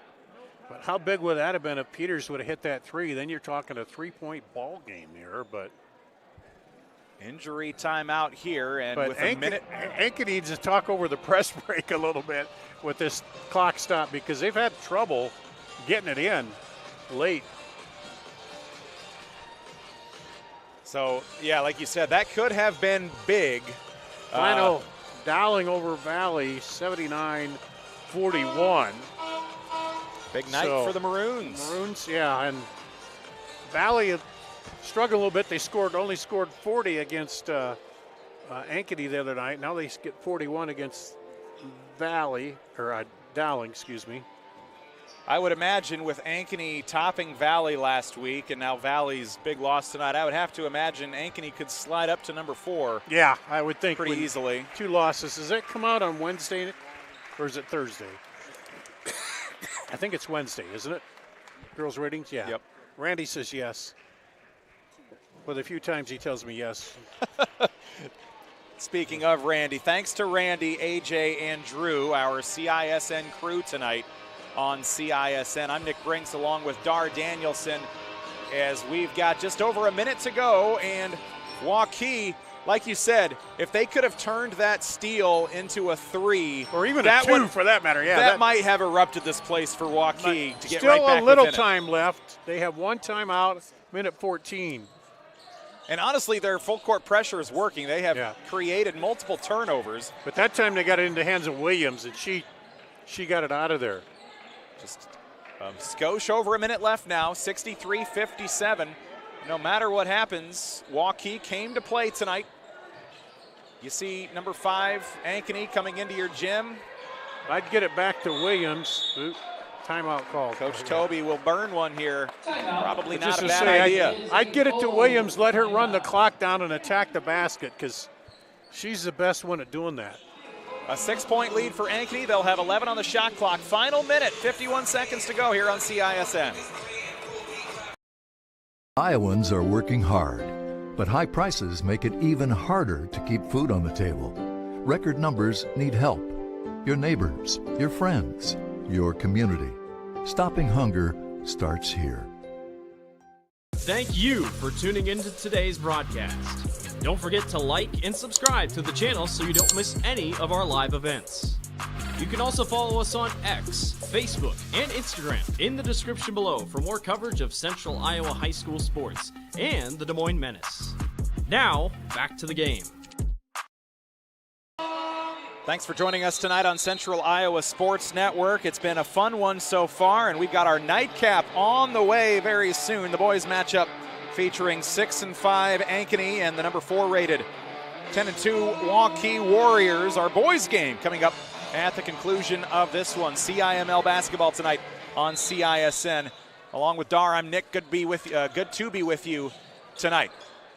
Ankeny has struggled a little bit against this full court pressure here late, but foul here will send Aguirre to the free throw line for Ankeny in that 6-point lead. Under a minute, they figured they had to foul, and you got to take your chances that they're going to miss a free throw here or there, Ankeny. And Aguirre knocks down the first. She is 6 of 7 tonight, shooting over 80% from the free throw line. She's got that on full display this evening. And she gets a miss, so can Waukee take advantage of that? 7-point game. Scott has had a big night, both sides of the basketball here of late, especially on defense. 2 or 3, whatever you can get. Final possession with a shot clock. Salo fouled as she tried to dump it off underneath to Sitzman, and they're going to say she was in the act of shooting.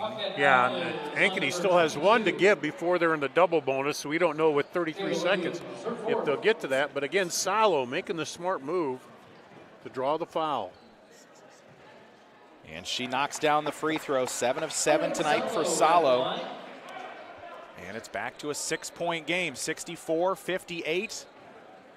They've gotten it down to 6 a couple times. They've struggled to get over that hump much, though, and she goes 2 for 2.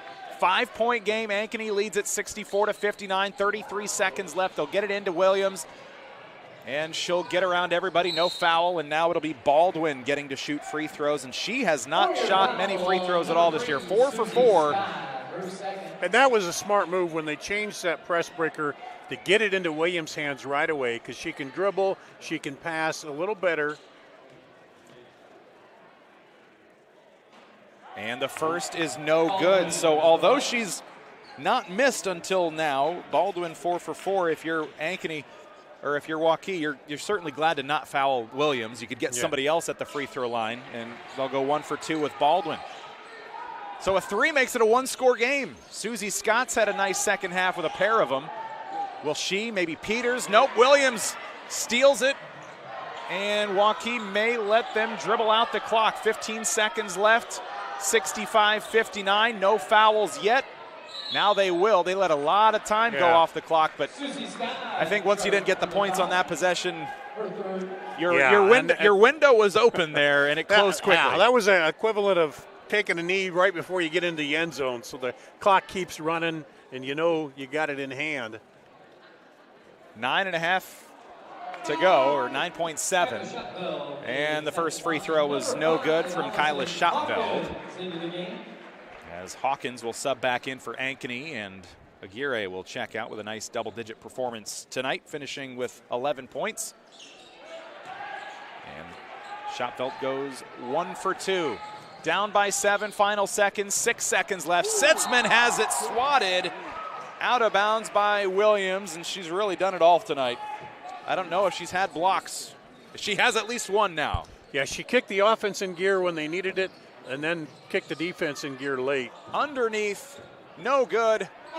Peters picks up the loose ball at the buzzer, and they'll come up short. Ankeny 66, Waukee 59. A nice cross-metro road win for Ankeny tonight. They win this one by 7. That second quarter was fantastic with 5 lead changes, a couple ties in that second quarter, but really that 11-0 run going into halftime is what turned this game around, put Ankeny in control, and then they pretty much led anywhere from 6 to 14 the rest of the way. Yeah. Waukee had their chances, could just never get it close enough to feel like they were one basket away from getting back into it. Jayla Williams with 12 of those in the second quarter, so she got him on that run, and then had, Ainsley Keene put up 3 threes and got 8 points there in the second half and kind of pushed him ahead. So, and then Williams got like 3 or 4 straight steals. So yeah, a good solid play by Ankeny here tonight. Waukee, you see some glimpses still. Young, you see some good things they do, but keep watching this Waukee team. Double figures for Williams, Keene, and Aguirre for Ankeny, led by Williams with her 27. 20 of those coming in the first half, as you mentioned. And for Waukee, 15 for Marin Salo, 12 for Natalie Sitzman. Those are your leaders tonight for the Waukee Warriors. They come up short at home, and Ankeny moves to 10-4. They got a big game coming up Friday against number 1 Johnston. And for Waukee, they fall to 3-10. They're at Southeast Polk as they'll try to pick up that third conference win. Dar, final thoughts as Ankeny gets a nice win on the road. Yeah, and they did what they needed to do. Just didn't let Waukee get on any long runs to come back. But credit Waukee, they did chip it back, but Ankeny held strong when they had to. Final score here in Waukee at the Fieldhouse, 66-59. The Ankeny Hawks pick up the win for our CISN team, Randy, AJ, and Drew. I'm Nick Brinks along with Dar Danielson. Thanks so much for joining us for girls basketball. Stay tuned. We've got Ankeny and Waukee boys basketball next on the Central Iowa Sports Network.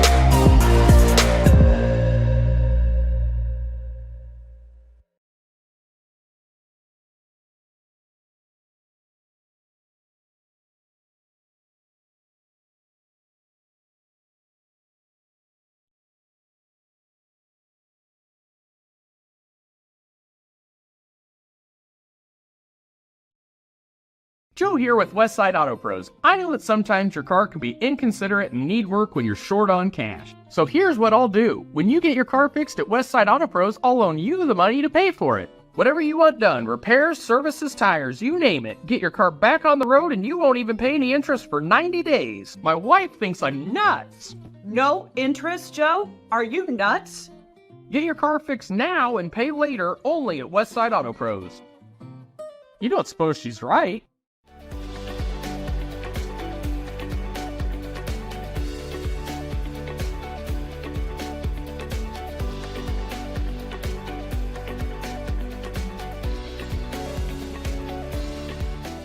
Thank you for tuning into today's broadcast. Don't forget to like and subscribe to the channel so you don't miss any of our live events.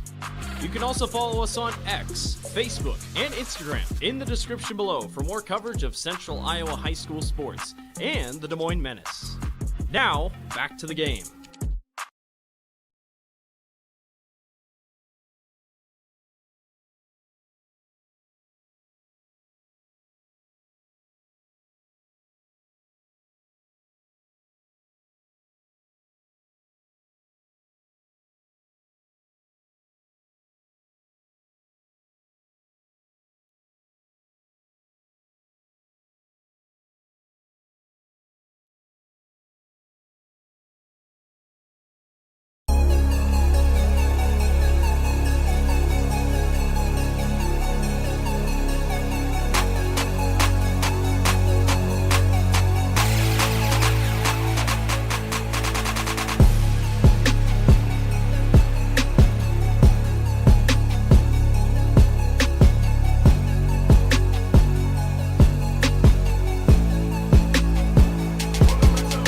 Good evening. Welcome to the field house in Waukee once again. We get ready for the second half of our doubleheader here tonight. Ankeny here at Waukee to face the Warriors at 10-2, ranked number 4. Ankeny at 6-5, and tough test ahead here for Ankeny as they take on this Waukee team that's been playing pretty well. You rarely see a team, Nick, that has 5 starters averaging double figures. The 6th man is almost into double figures, and so something you don't see that often. Yeah, you look at Waukee, and all of their starters are 9.5 to 14.5 points, 4 in double figures, and then Landon Hansen, he's not far behind. He could have a big day, and his average could go up 0.5 point here for later in the season. You could have a situation where all 5 are in double figures, but they just do a really good job of spreading the wealth, moving the ball around. Max Roach distributes it well, and you get someone like Evan Jacobson going down to Texas A&M to play tight end. He's good at basketball too, as we have seen for Waukee, and then for Ankeny too. They've got some standouts as well. Yeah, and we saw him last year, did a couple of games over at Waukee, and a lot of football coaches coming through to see him, including the one now Penn State coach, Matt Campbell. Watched a few of his games that we did, and yeah, so he's a big talent overall, and decided to go the basketball route, which is kind of in his family's blood, playing basketball with his older brother, sister, all playing at a high level. And for Ankeny, Jasani Campbell is who we're going to look at here tonight. He's having a pretty good season here at 15.8 points per game. And then Aguirre, that's the name we heard in the girls' game, but he'll help him out here too. Another interesting player is Max Allison. He's a 7'1" senior.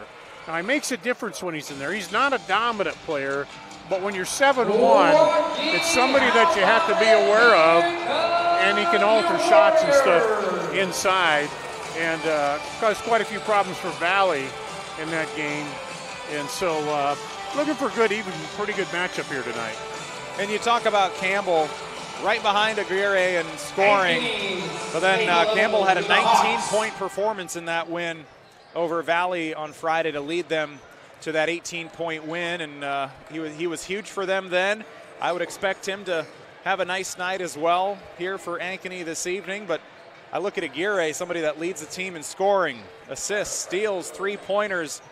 Those are 2 names that I think we'll be talking a lot about tonight. And then 7'1", you have to be, if I was 7'1", I would not be very good at basketball. So it is possible to be really tall and not great at basketball, but he'll be a body in the lane for him tonight, and I'm sure he'll have a good one out there too. All right, we're going to take a break. We're in warm-ups here. We're back and about ready to tip off the boys' half of the doubleheader coming up here on CISN.TV.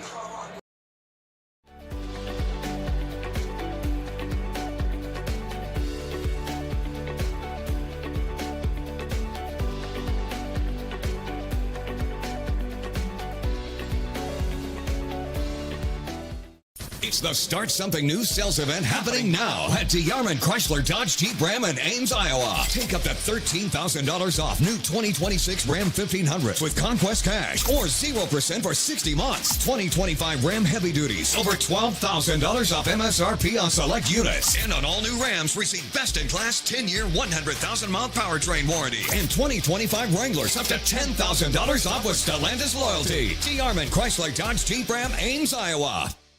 Joe here with Westside Auto Pros. I know that sometimes your car can be inconsiderate and need work when you're short on cash. So here's what I'll do. When you get your car fixed at Westside Auto Pros, I'll loan you the money to pay for it. Whatever you want done, repairs, services, tires, you name it. Get your car back on the road and you won't even pay any interest for 90 days. My wife thinks I'm nuts.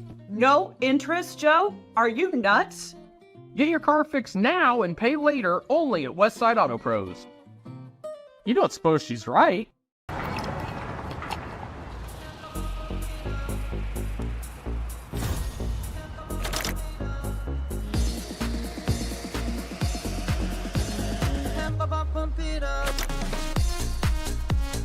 A fuel choice that even rivals can agree on? Now that's worth the hype. Cheaper, cleaner, and homegrown. Pump it up with unleaded 88.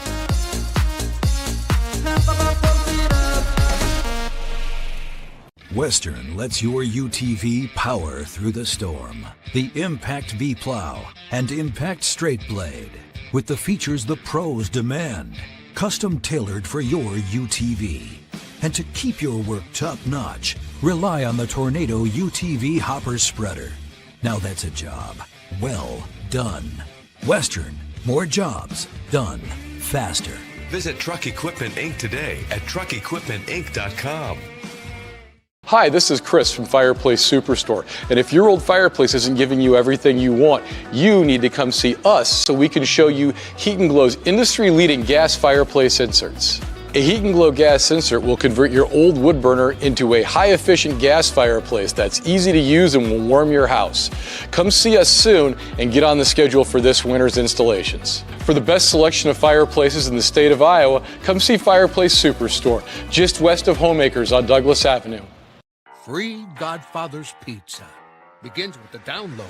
Order through my new online ordering app and start earning free pizza and sides. It's easy. Download the Godfather's Pizza online ordering app today. Do it. Run, jump, lift, swim, compete, connect, breathe.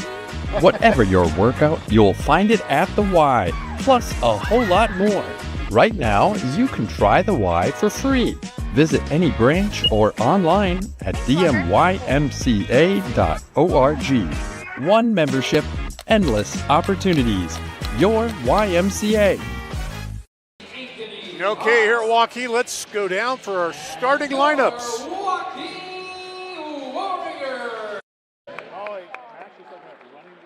Our officials for tonight's contest: Joe Council, Chris Lynch, Tyler Brady.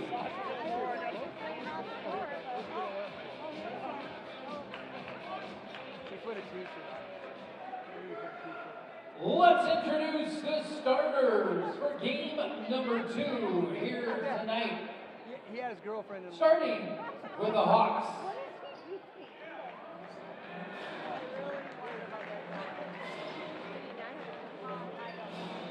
And forward, the 6'2" senior, number 23, Drew Sorensen. He's a junior guard, standing 6'2", number 25, Jasani Campbell. At 6'4", a sophomore forward, number 31, Keon Ford. At guard, the 6'3" senior, number 35, Rio Epieri. And at center, a 7'1" senior, number 53, Max Allison. Assistant coaches are Lincoln Conry, Jamie Montgomery, Brandon Johnson, Mark Roush, Gabe Carlson, Chris Danner, and Luke Parkinson. Your head coach for the Hawks, Frank Carlson.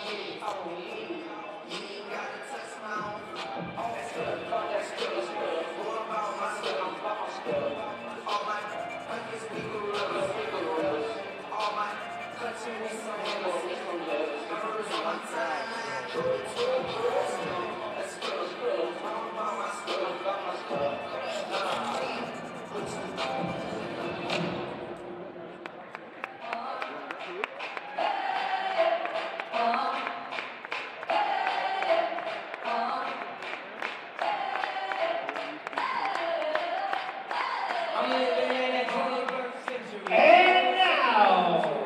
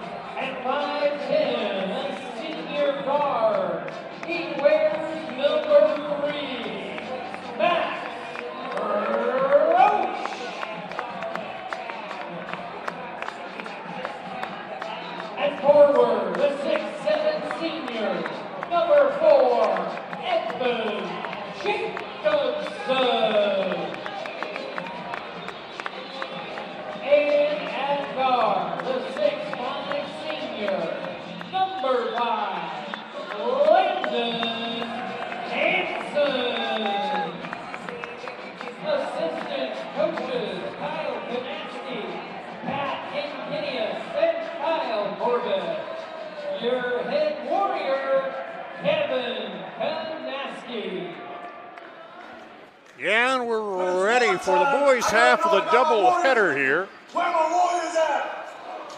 Gar Daniels and Nick Brinks here. Talk about a quick key to the start of this ball game for these two teams. Well, we saw it in the last game. Waukee turned it over about 3 times in the first couple minutes, but they were able to bounce back and have some success. I just think let's take control early. Quick look at the rankings here. Forgot to do that. And you see Waukee there at number 4. Cedar Falls, Northwest, Dowling, and Dubuque Senior, Ames, Bettendorf, Urbandale, Linn-Mar, and Council Bluffs, Lincoln. Round out the top 10 there. Speaking of Urbandale, a couple former coaches. We saw Gary Birdwell coaching for the girls. Pat Henkenius is coaching for the Waukee boys here. Birdwell coached for the Ankeny girls now. But they had some good teams back when my son played with Brad Bjorkman there. And Ankeny starts out. Aguirre dishes off. Allison now back outside. Sorensen drives, runner no good. Rebound pulled down by Pete Craig.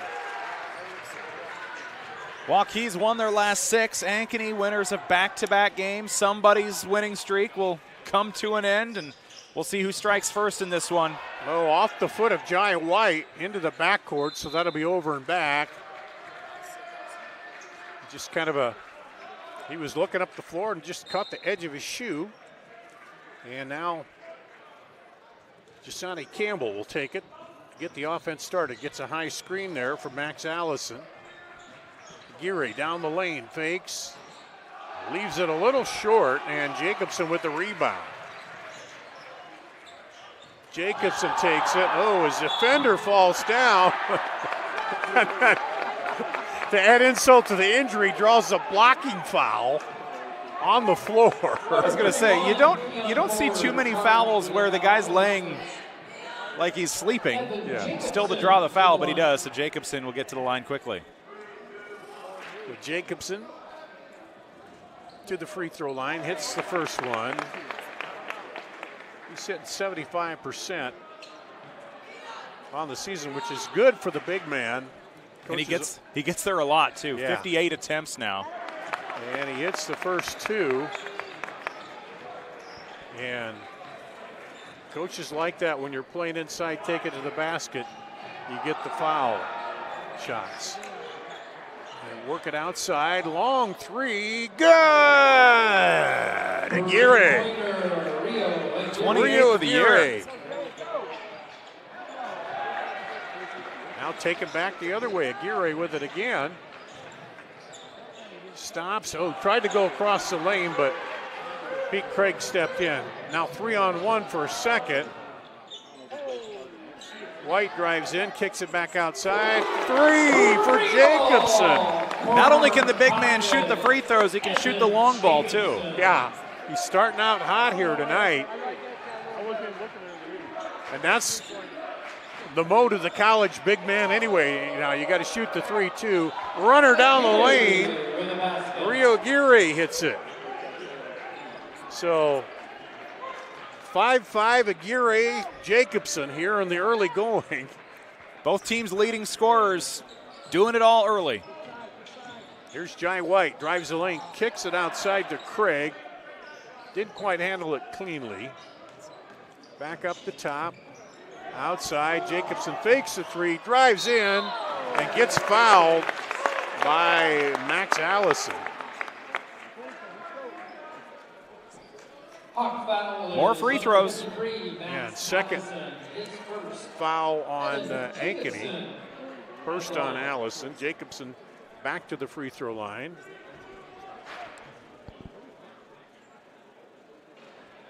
And he misses that one. Had just a little hitch in the shot that time for some reason, but. Well, he's shooting 75%, so he's just making sure he's still 75% today, 3 for 4. Good adjustment. And gives Waukee a 1-point lead here in the early going. Campbell runs the offense over to Sorensen. Aguirre on the wing.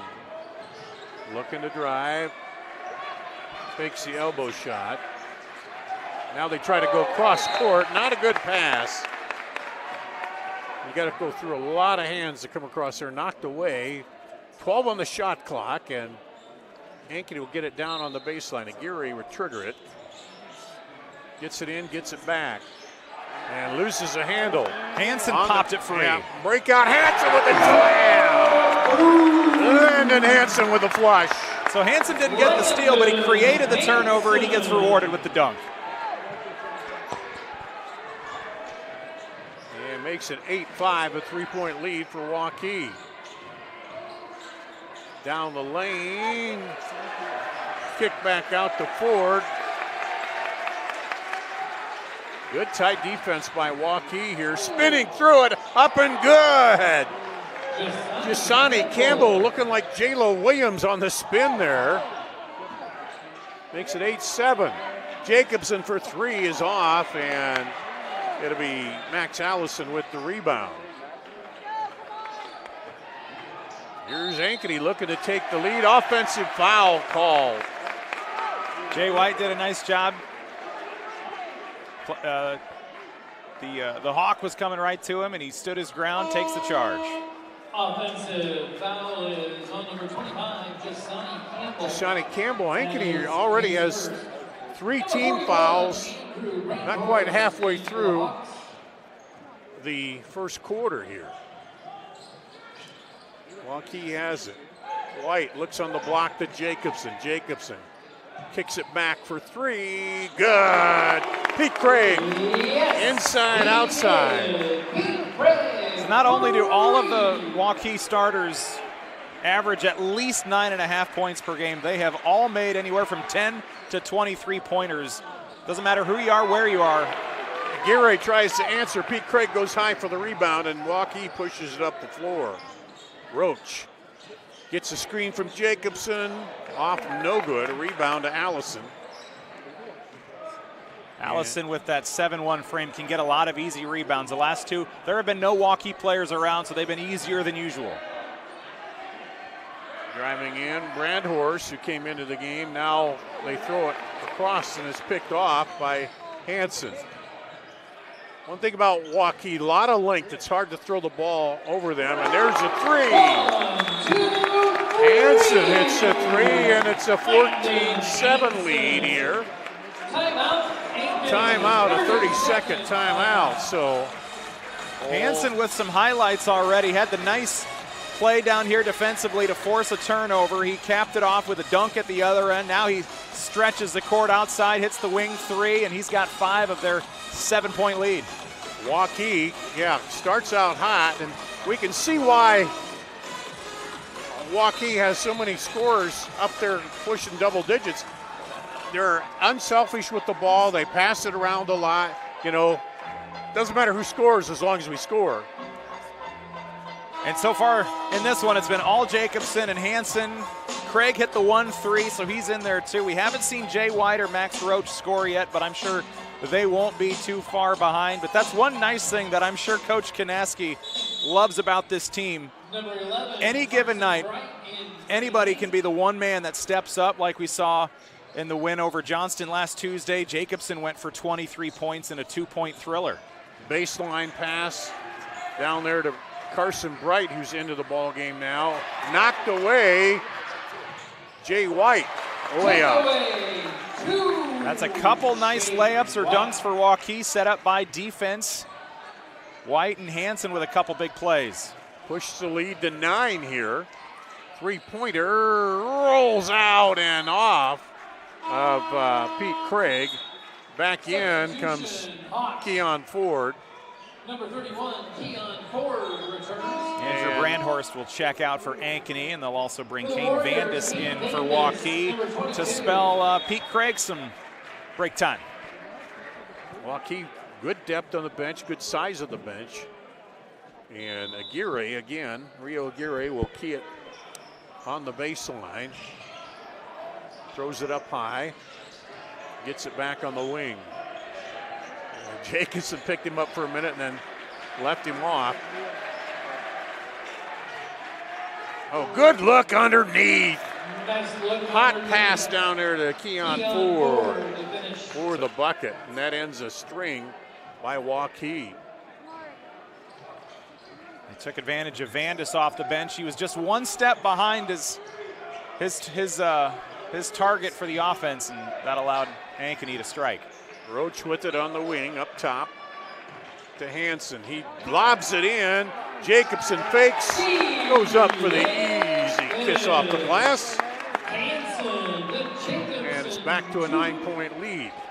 Got the defender to jump on the fake, took advantage of the easy play for two. And Ford, a travel. Yep.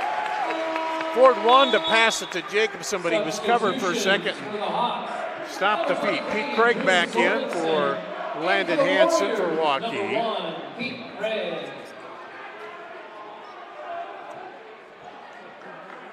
Now the Warriors a chance to bump the lead up to double digits with the bucket down the floor here. Waukee's averaging about 66.5 points a game. Ankeny 56.5. Jacobson wants the ball, but guarded over there by Ford. Gets it back up top for three. No good. Rebound pulled down by Jason Campbell. He pushed it up the floor for Ankeny. Rotated over, now back up. Sorensen to Campbell. He drives the lane and gets contact in the foul from Pete Craig. Craig got there just a step too early. Warrior foul is and we'll see free throws for Ankeny, their first of the day. Team's first. Josiah Campbell at the line. Campbell hitting 77% from the line. He's got 2 points so far. And short arms that one a bit. 19 points for Campbell against Valley on Friday. They won by final score of 72-54. 4 rebounds, 4 steals as well. Misses both. Yeah. Jacobson falls down. In the old days, that's a travel, but now as long as you stay down and pass it, it's not. Under a minute to play here, first quarter. Waukee trying to build a lead to double digits once again. Roach pulls it out. Jai White over to Craig. 10 on the shot. Jacobson looks inside. Jai White, 4-3, puts it up. No good. A rebound comes down to Aguirre. Just a small difference shot, and game clock doesn't matter. Aguirre says, I'm going to put it in. He called his own number. Cuts the lead down to 6.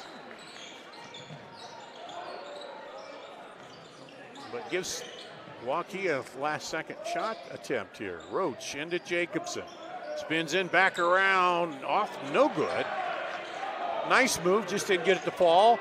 2-1, Aguirre has it partially blocked by Jacobson.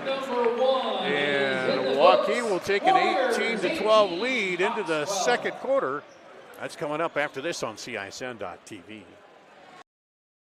Joe here with Westside Auto Pros. I know that sometimes your car can be inconsiderate and need work when you're short on cash. So here's what I'll do. When you get your car fixed at Westside Auto Pros, I'll loan you the money to pay for it. Whatever you want done, repairs, services, tires, you name it. Get your car back on the road and you won't even pay any interest for 90 days. My wife thinks I'm nuts. No interest, Joe? Are you nuts? Get your car fixed now and pay later only at Westside Auto Pros. You don't suppose she's right?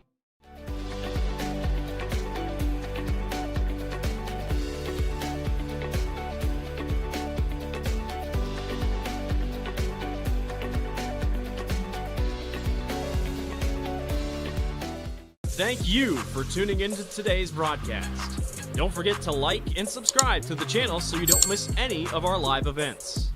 You can also follow us on X, Facebook, and Instagram in the description below for more coverage of Central Iowa High School sports and the Des Moines Menace. Now, back to the game. Back at Waukee. Warriors with a 6-point lead, had it up to 9. But they'll get the ball to start the second quarter. Darnanielson, Nick Brinks here. Pete Craig over to G. White. Top of the key for three. High bouncer, no good. Rebounded by Campbell. And Sorensen will dribble right side. Geary gets it, starts directing traffic. Driving in. Jumper no good, and Allison box out. Looked like they might have been trying to run a play to Allison, but couldn't get it there. On the drive, blocked by Allison. He may not score a lot, but you look for that from the 7-1 Allison, just disrupting passing lanes and shooting lanes down inside. Fast break miss on the other end by Ankeny. Look at the three, Roach.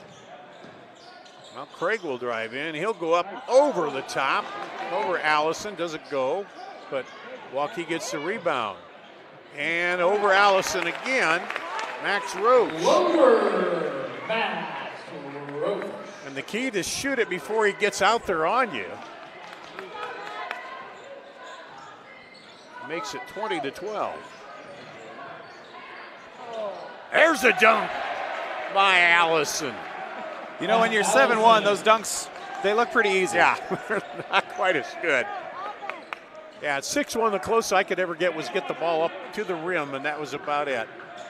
I can touch the bottom of the net. That was about it. Jacobson up top over to Roach. Pop up is Hansen, now almost knocked away, and Jacobson runs it down. 10 on the shot. Over to Craig. He'll pull up. Over Allison again. Hits it. 5 for Craig. And the lead extended out here to 10 now. Or excuse me, to 8. And a reach in will be called on Roach, I believe. Or no, on, excuse me, White. Just the first foul here in the quarter. We made it almost 2.5 minutes before the first foul. Not too bad. Ben Ward McLaren comes in. As White will sit down after that foul.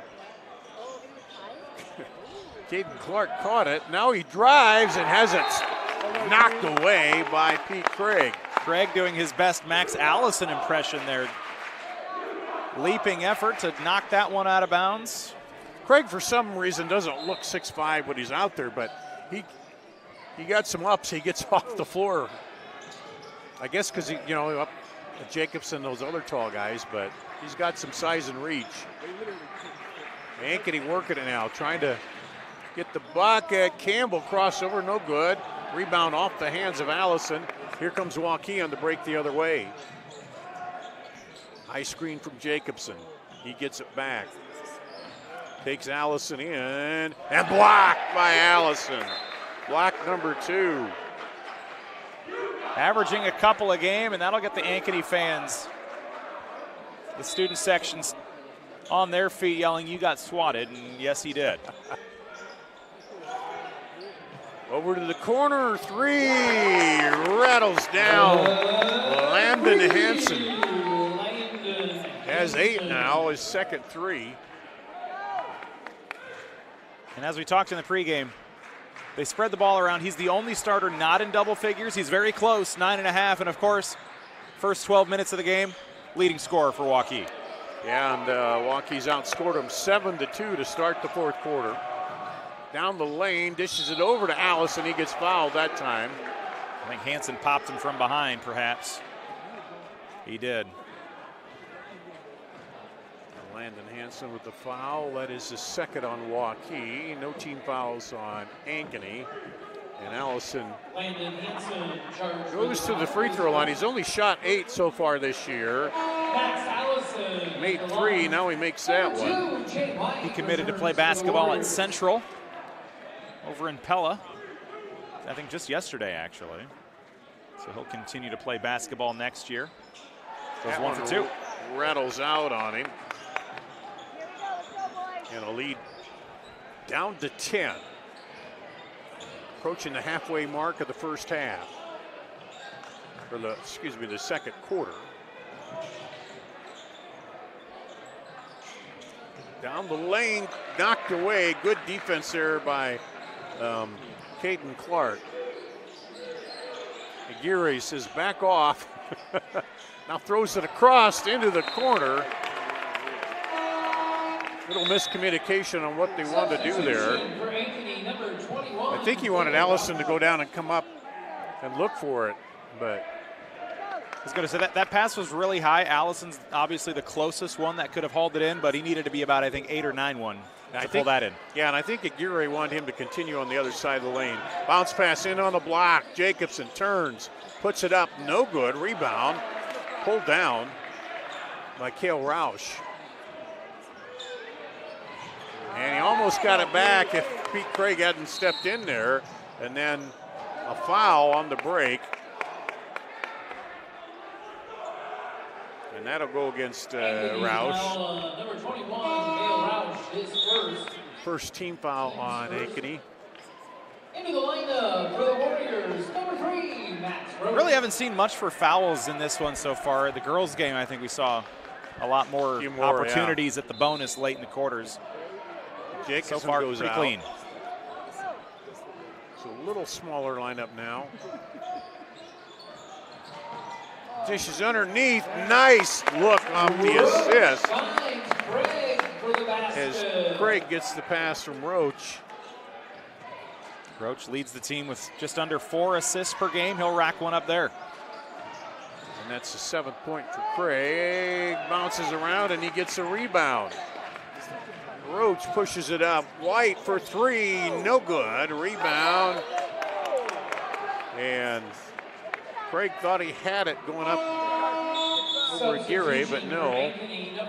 Carson Bright will come in for Ankeny and give Aguirre a little rest. I got to say, Waukee makes it really easy to find their starters because their numbers are 1, 2, 3, 4, 5. 3, 4, 5, yeah. You don't see that very often. It's No. it's kind of nice from our vantage point. Whereas Ankeny, their lowest numbered starter is 23. Well, there's Aguirre back in. Now drives, pulls up, and hits it. Yeah, and you know, when you first start playing ball and they hand out the uniforms, that's usually the way it is. They just hand them out in order, and you take whatever you get. But high school, a lot of times you pick your favorite. Now over baseline. It's Hanson. Inside White, gets it popped away from behind. All created there by Aguirre. Tips it over, and it's going to be Roush that comes up with the steal officially, but Aguirre set that up. Yeah, he looked at the 3 for a second, but now takes the 3. Down and out. Rebounded by Hanson. Under 2 minutes now to play, first half. And Waukee will pull it out for a second here. Try to get some motion going with the double stacks on each side. Down the lane. Kick out. Drive. Pull up. It's the friendly rim. Kane Vandus. Yeah. The senior into the ball game. Gets the bucket. He's their leading scorer coming off the bench. 3 a game. And a push will be called on Jay White, his second personal. Jay White, number 2, charged for the foul, his second. Waukee stretching it out now. Largest lead at 12. Number 4 for the Warriors. Final minute and a half of the first half. Here's Campbell. To Aguirre for 3. That one's just short. And the big man brings it up, Jacobson. Bounce pass in on the block to Craig. He'll dribble in the middle, leaves it short, battles for it, gets it back, puts it up and one. Pete Craig doing it all himself. And gets the and one here. Foul on Caden Clark, his first. And Craig missed the first chance. Turns out even better, though. Gets the offensive rebound, the putback, and a chance at a three-point play. And a chance to go to double digits if he hits the free throw. Another. Aguirre got to 10 first for Ankeny, and now Craig with a chance to join him, and he will. He does. Pops it in there. And makes it 32-17. And Ankeny just needs to get a bucket here. This possession. 14-5 run right now for Waukee. Aguirre tried to go through, just blocked by Jacobson. Underneath, quick run out the other way, and a foul. Carson Bright was beaten. Ends up with the foul, almost landing on top of Vandis as he stopped, expecting the contact from the defender chasing him down. So what'd you say, Vandis has 3 off the bench he's averaging? Yep. So he's there right now. Got his 3 now. And it's all house money from here. Can up it a little bit and make double up on Ankeny. He does. Makes it 34-17 here now, with about 6 seconds difference between the shot and game clock. Dominant second quarter for Waukee. They've scored 16 and they've given up just 5. Campbell looks back to the bench. Coach Brent Carlson. And they're going to run this down just as far as they can. And he'll pull up. No good. Jacobson gets the rebound. Dribbles up quickly. 3. Down the lane and good! Jacobson. They let him roam all the way up. Coast to coast off the rebound. And he hits 10 points here at the half. And makes it 36-17. Waukee over Ankeny at the half. We'll take a break, come back and run down the first half scoring after this on CISN.TV. It's the Start Something New sales event happening now at Yarman Chrysler Dodge Jeep Ram in Knoxville, Iowa. Take up to $13,000 off new 2026 Ram 1500s with Conquest Cash or 0% for 60 months. 2025 Ram Heavy Duties, over $12,000 off MSRP on select units. And on all new Rams, receive best-in-class 10-year, 100,000-mile powertrain warranty. And 2025 Wranglers, up to $10,000 off with Stellantis loyalty. Yarman Chrysler Dodge Jeep Ram, Knoxville, Iowa.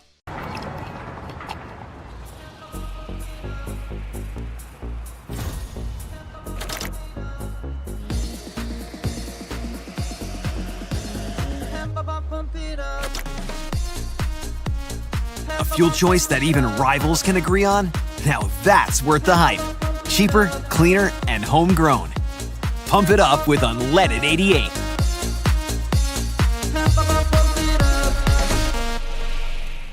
Western lets your UTV power through the storm. The Impact V-Plow and Impact Straight Blade, with the features the pros demand.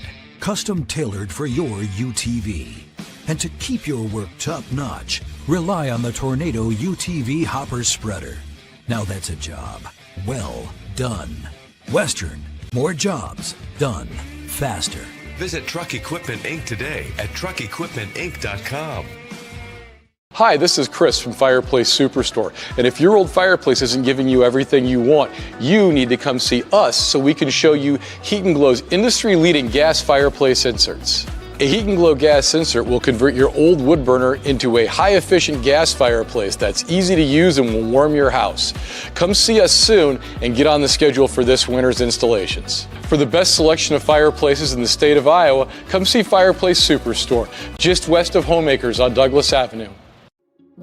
What if you could make a priceless difference in your community for as little as $5? With the Des Moines Catholic Worker House, you can. For nearly 50 years, the Des Moines Catholic Worker House has given the homeless and low-income community a place to feel welcomed. With your support, we could turn 3,000 free meals each month into 4,000. We could build a brand new warming and cooling center in our future facility. We could provide more hygiene products, more clothing, and more hope to those who need it most. Feed the hungry, clothe the neighbor, and spread your generosity throughout Des Moines by scanning the QR code on the screen right now. Donate online via PayPal or mail a check to make a priceless difference in your community today. Thank you so much for your support. Here at Waukee at halftime, the Waukee dance team out on the floor. And a little bit to dance about if you're Waukee as they lead 36-17. Let's take a look at the first half, the first half scoring here for Ankeny. Rio Aguirre with 10. Then it drops off significantly there. 3 for Max Allison, 2 for Jasani Campbell, and 2 for Kenyon Ford. For Waukee, led by Pete Craig with 11, 10 for Evan Jacobson, 8 for Landon Hansen, 4 for Kane Vandus off the bench, and then 2 apiece for Jay White and Max Roach. It was they outscored Ankeny was 18-5 in that second quarter. Nick Brinks with Dar Danielson here, and that was the big thing. Waukee just got going, and then Cardinal sin, you let Jacobson rebound it, go the length of the floor and put it in with a couple seconds to go there. Somebody's got to pick him up on defense and not let him go in and score. Yeah, if you're Coach Brant Carlson for Ankeny, you're not really happy with how that second quarter turned out. You were outscored 16-5 at that point, and with 7 seconds left, you give up a rebound at one rim, and you let Jacobson go all the way, doesn't have to pass it or anything, and he finishes with a layup with a second left on the clock even. So yeah, that was just a great cap off to a second quarter for Waukee, and if you're Coach Brant and Ankeny, probably the worst way it could have ended the half. Well, they didn't really get much offense going. It was a lot of times Aguirre shooting a long shot, or they tried passing it, moving it, and they couldn't. And some of that is to the length and the tight defense of Waukee too. They make it tough in the passing lanes. They really do, and we've seen it on both sides tonight. We've got lots of guys with long arms that are able to disrupt passes and shots inside. Obviously, Ankeny, they've got Max Allison on the other side for Waukee. We've seen Landon Hansen's arms up all over the place. Jacobson, Pete Craig. If you're Ankeny, you haven't had much success at all with passes inside. Even the passes outside are getting tipped and deflected and things like that, but they have really clamped down inside. Aguirre scored their first 5 points in the first couple minutes.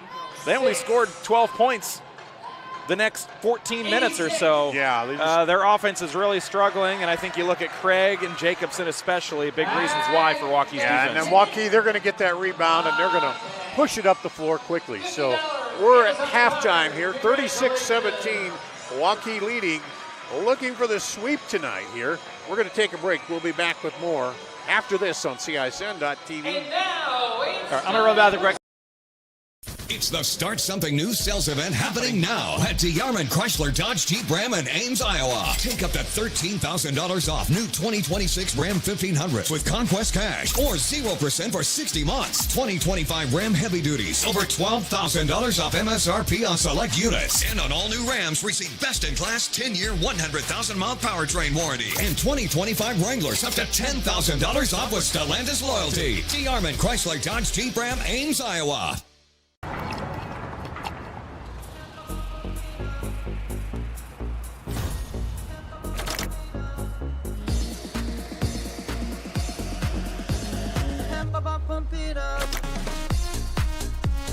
A fuel choice that even rivals can agree on? Now that's worth the hype. Cheaper, cleaner, and homegrown.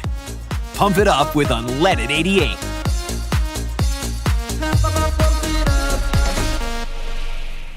Western lets your UTV power through the storm. The Impact V Plow and Impact Straight Blade, with the features the pros demand. Custom tailored for your UTV. And to keep your work top-notch, rely on the Tornado UTV Hopper Spreader. Now that's a job well done. Western, more jobs done faster. Visit Truck Equipment Inc. today at truckequipmentinc.com. Hi, this is Chris from Fireplace Superstore. And if your old fireplace isn't giving you everything you want, you need to come see us so we can show you Heat & Glow's industry-leading gas fireplace inserts. A Heat & Glow gas insert will convert your old wood burner into a high-efficient gas fireplace that's easy to use and will warm your house. Come see us soon and get on the schedule for this winter's installations. For the best selection of fireplaces in the state of Iowa, come see Fireplace Superstore, just west of Homeacres on Douglas Avenue. Iowans are working hard, but high prices make it even harder to keep food on the table. Record numbers need help. Your neighbors, your friends, your community. Stopping hunger starts here. Ever have one of those awkward moments when a business disappointed you? You got ripped off? Didn't get what you expected? The Better Business Bureau can help you avoid these uncomfortable situations. BBB accredited businesses are honest, ethical, and reviewed annually by the BBB. Don't experience another awkward moment with a bad business. Trust the ones that operate with integrity. Look for the BBB seal. It's the sign of a better business. And find a better business anytime at bbb.org. Thank you for tuning into today's broadcast. Don't forget to like and subscribe to the channel so you don't miss any of our live events. You can also follow us on X, Facebook, and Instagram in the description below for more coverage of Central Iowa high school sports and the Des Moines Menace. Now, back to the game. Back here, you see the Waukee huddle here, Waukee at the field house. They're up 36-17 at halftime. Dar Danielson, Nick Brinks with you here. And no surprise, Dowling up 38-16 over Valley as Valley just struggling to find a win after the back-to-back title and then losing all those good players off that team. But again, for Ankeny, if they can get off to a good start here, try to chip away at this a little bit, Nick, that's a key. We saw early in the game, they were able to get some offense going. It went through Aguirre, but really since then, they've not been able to get much done. If they can get back to that, maybe find Allison inside once or twice, open things up a little bit, that might be the recipe. I think it's the same as I said in the girls' game. They got to find somebody else who can score outside of Aguirre, because I think Waukee will say, okay, he can score 25-30 if he wants, but if nobody else does. There's a block by Craig. He's got 2 or 3 of those today. Yeah, that's sophomore. He does a lot for Waukee. And one of those players that'll be here for a few more seasons. Now out to him for 3. No good. Rebound. Ripped down by Aguirre. Rio goes down almost. I think it hit the clock, so it's out of bounds. It almost went through off of that, but they would have probably waved it off. And back to Craig, you mentioned he's a sophomore starting alongside 4 seniors. It'll be really interesting what they look like next year. He'll go from being the understudy to the focal point. Yeah, and it just seems like Waukee continues to do that. They reload all the time. And blocked by Allison, his 3rd of the night. Getting a blocking clinic. Dikembe Matembo would be, he'd be impressed.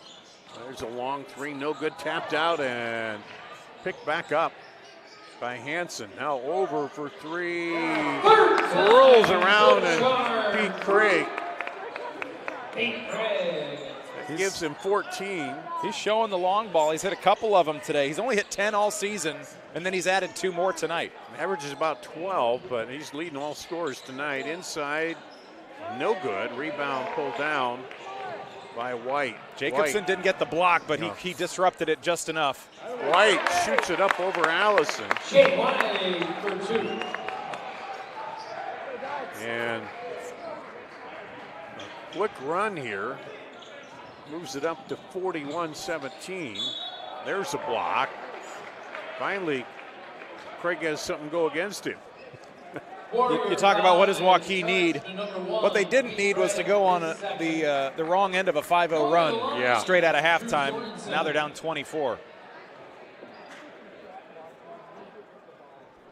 And then a missed free throw. Just kind of all, it's like a game, dominoes falling. one into the next. They're just kind of slipping away here from Ankeny early in the third. Sorensen hitting 65% on the season so far. He'll settle and try to recover this one, and gets a nice little bounce, and they're on the board here, but still got a lot of work to do. Pull up, runner in and out. Jacobson rebound. Allison blocks him. Back the other way, loses the handle. White comes away with the loose change, kicks it outside. And now stripped back the other way. Forward, Donaldson. And Campbell finishes with a much needed layup for Ankeny. Yeah, Campbell in the full timeout here makes it 41-20. We'll be back after this on CISN.TV. As the seasons change, so should the colors in your garden and around your home. Nothing says fall like a splash of beautiful colors from the fall mums from Good Greenhouses. No one has a larger selection of gorgeous mums or better pricing, with sizes from small pots to large containers that are sure to make the neighbors jealous. For over 118 years, the Good family have grown and sold the best mums in Iowa in a rainbow of stunning fall colors. Come see for yourself, just north of Interstate 80 and only 8 minutes south of Ankeny. As the seasons change, so should the colors in your garden and around your... And out of the timeout, Ankeny comes up. Searching for some offense here. They got a little run back, but still a 21-point hole to dig out of for the Hawks. Looking at Waukee, they've won 6 straight. They've had some thrillers in there. A couple 2-point wins, including last Tuesday against Johnston. Urbandale a couple weeks ago, a 2-point win. So first 2.5 quarters of play, Waukee has pulled away, and Ankeny is hoping they can mount a charge and maybe have an incredible comeback themselves, force a thriller at the end, but a lot of work to do to get there. Rotated around to Jacobson right side. He dishes it inside to Craig, back outside for 3.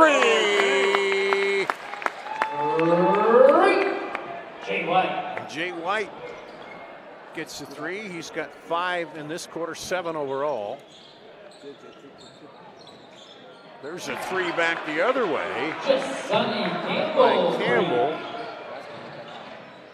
We highlighted Campbell in the pregame. He's somebody that they could really use to step up here in the third quarter. He did there. White tries to go back-to-back. That one's in and out. In and out, but Jacobson rips down the rebound, powers it up, but can't get it to go. And Allison gets the rebound. That's a foul on Rio. As a fan said in front of us, that's a foul on Rio. What's the movie? Blame It on Rio, they say? That's an old one. And that is just his first. First, yeah, that's what I was looking at. I thought it was.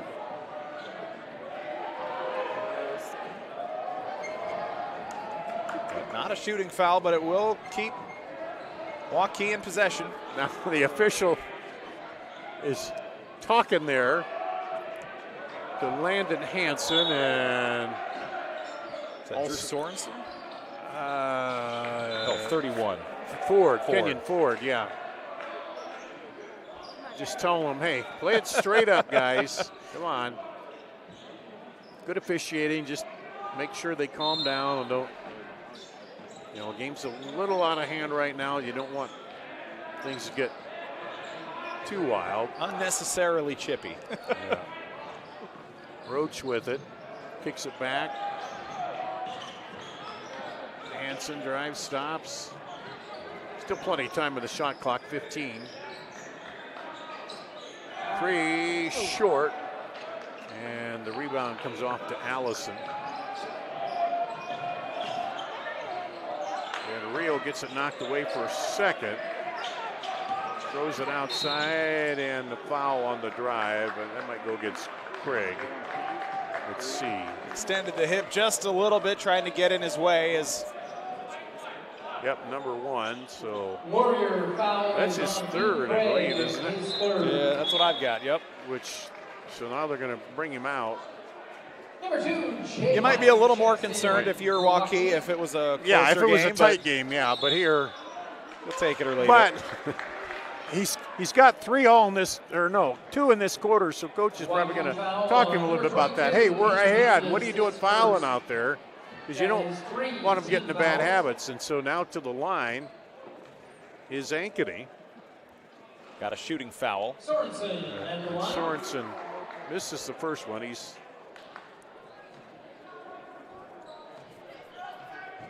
one of 3 on the night, make it 2 of 4, which by my math is 50%, right?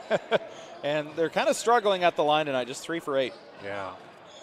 Whereas Waukee, they're 6 of 7. Yeah, 6 of 7. They haven't shot one in the second half yet. Kick it out, Jacobson for 3. No. That almost came off too high for Ford, but he stuck with it and got the rebound. Here comes Campbell. Throws it back outside to Sorensen. He drives a nice little right-hand runner. And Sorensen gets his first field goal. He's got 4. Wasn't much more White could have done. He was tracing him step for step. Just had just enough on him to take it all the way. Run out and the foul by Hansen. I think Campbell was thinking dunk there, but second on Hansen. Four fouls already here on Waukee. And again, if it was a little closer, the coach might start saying, hey, and a miss. Cale Roush, number 21, in for the Hawks. Yeah, if you're Ankeny, 3 for 9 from the line. Obviously, this one is a little out of hand, but if you're making all these free throws, you could get this down to 10 or 15 pretty easily. You got them one away that. from the bonus, and you're saying, hey, let's take it at them, try to get some free points while I guess they're not so free, but he does get the second one. Yeah, well, nothing is free in the world, of course, but except our coverage. You can watch for free anytime, anywhere. You can. That's true. Jacobson on the block, spins through, runner good. That's what the coach is like. His first points here of the second half, got 12 now. And Aguirre says, yeah, you can do that, runner. I'll come back the other way and do it. He's got 12 now. So it's a 12-12 Aguirre Jacobson, and we got a whistle. And goes against Cale Roush, his second. Team foul number 2. White into Jacobson. Now Craig back down. Jacobson double teamed on the block. He'll dribble out of it, throws it up high. White with the finger roll. Down the middle, Jay White. White's starting to come alive here a little bit in the third quarter. I've got him with 7 out of the break. Yep. 9 on the day. I know when I was down here a couple weeks ago for the Urbandale game, I think Jay White was their leading scorer, went 20+ that night. Just another example as yeah, and that's the thing with it. You can have somebody go off. You scheme and you stop Craig and Jacobson, but then Jay White will go off, and Roush can score. So for an opposing coach, that has to be one of the toughest teams to guard. Yeah. Because as we saw earlier tonight, each team kind of had a go-to star and shooter. But for Waukee, you can defend 4 of them. That 5th one's going to beat you. Yeah, early on it was Jacobson and Geary both scoring all the points, but now down the lane, up and good. But Craig has been consistent. Missed a little time in foul trouble here in the quarter, but he finishes here and he's having himself a fantastic night. Inside look, up and good to Roush. He gets on the board. Down the lane and blocked by Roush, put back by Jacobson. Jacobson, the follow. Timeout taken by the Warriors. It's a full back to a 21-point game. Yep, Waukee calls a full timeout. We'll take a break here. You're watching boys basketball on CISN.TV. 3, 2, action. Wilson Toyota in Ames is unlike any other car dealership in Iowa. At Wilson Toyota, we give you a financially rewarding, time-saving, and stress-free car buying experience. Earning your confidence with a value-oriented customer experience is what thousands of customers have come to understand as the Wilson experience. She's getting better at this, making me so proud. Wilson Toyota, home of the Wilson experience.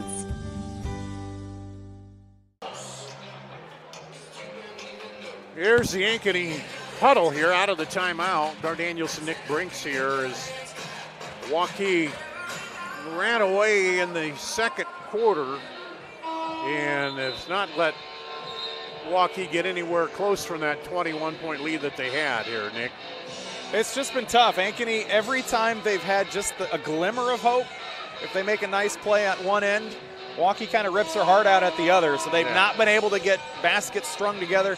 If they could get 2 or 3 possessions straight with points, maybe a steal or a turnover at the other end, if you can string a few together, you might be able to will your team back into a hope and a prayer territory, but they got a lot of praying to do here in the final minute of the third quarter. Aguirre gives it up to Brandhorst. Now down on the baseline to Campbell. Back up top for 3. Aguirre. If you're going to come back, it's probably going to be led by Aguirre. More of that needed. He's having a solid night, 15 for him. As we're under a minute to play third quarter. Bounce to Jacobson on the block. He turns a little long on the shot. Rebounded on the other side by Carson Bright. Almost stolen there, but down the lane. Aguirre jump stop, and then he gets fouled. Jacobson thought he had him clean, but there was just enough of contact to send him to the line. And Aguirre just enough on that jump stop to get everybody up in the air. And he's not been to the free throw line tonight. He's been there a lot this year, but here's his first shot tonight. Hits it. He's, 68%. That's his 60th free throw. He and Campbell get there the most. Campbell's been there 48 times. Second free throw good. Well, 17 for Aguirre. He's going to need a lot more. Yeah, the lead is 16, so he needs. Carson Bright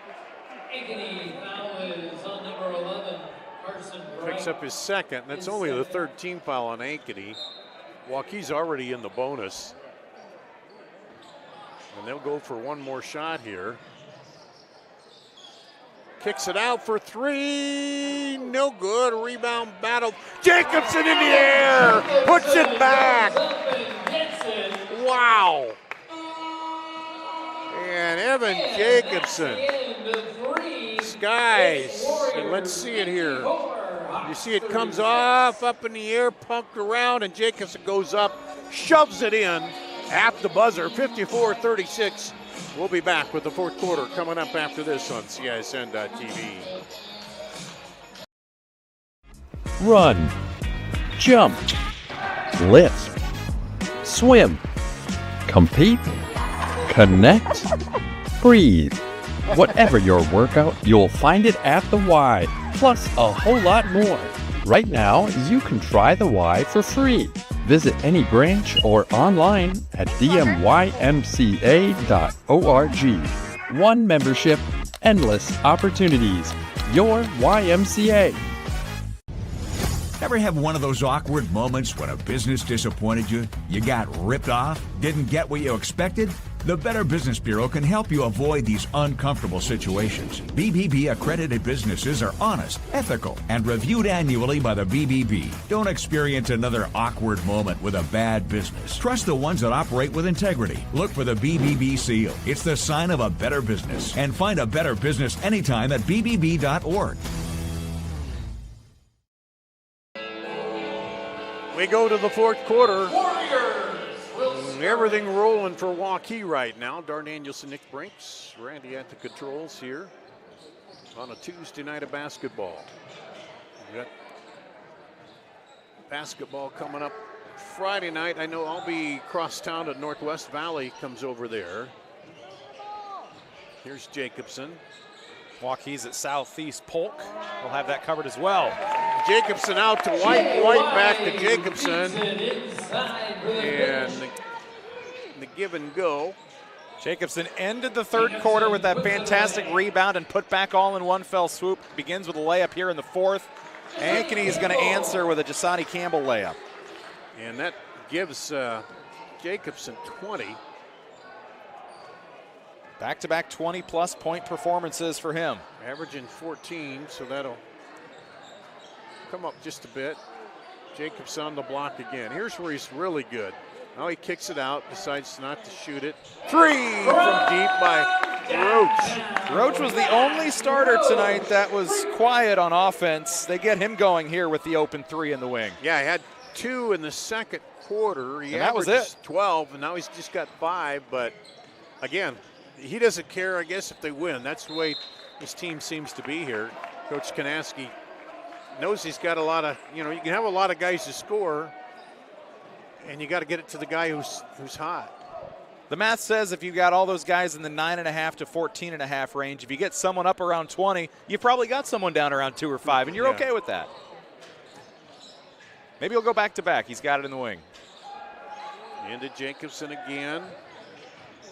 Double team now, almost has it poked away. Skip pass over the top, back up top to Roach. Roach drives, and they're going to say a foul before the drive. Goes against Brandhorst. His first team foul on Ankeny here in the fourth. Now he and Bright check out as they'll bring Drew Sorensen back into the lineup. And Cal Roush is in there. Caden Clark, number 3, onto the floor. Also Caden Clark. And they get it in. On the drive, and they're going to call the foul. Hanson's been quiet here in the second half. All 8 of his points coming in the first 2 quarters. He's got a shot at a couple free throws here. Yeah, his first trip to the line tonight. Pops it right through on that one. He's hitting a cool 70% from the free throw line. And he gets to double digits. A 10 spot, which is right in at the average at 9.5. And he scored 10 on Tuesday last week against Johnston in that 2-point thriller. Consistency, that's what you want. He's got that down. Early in the game, he was making some big defensive plays, and he was able to turn some of those into points at the other end. But it's taken to the fourth quarter to get those last couple to get to 10. Landon Hanson picks up his 3rd foul. Oh, good run down the lane. And Caden Clark gets on the board. And Jacobson loses it, gets stripped again, but I think Aguirre is going to get the foul.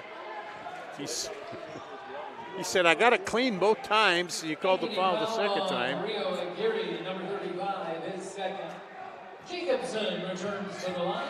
A little frustration shown there by Aguirre as this one's well in hand here in the fourth quarter. Ankeny got it to 16 late in the third, but they weren't able to get it any closer than that, and Waukee's just inching their way forward, back up to 21. Chance to go to 22, but misses both. Offensive glass, though, for Craig. And Jacobson finishes. Jacobson puts So, it away.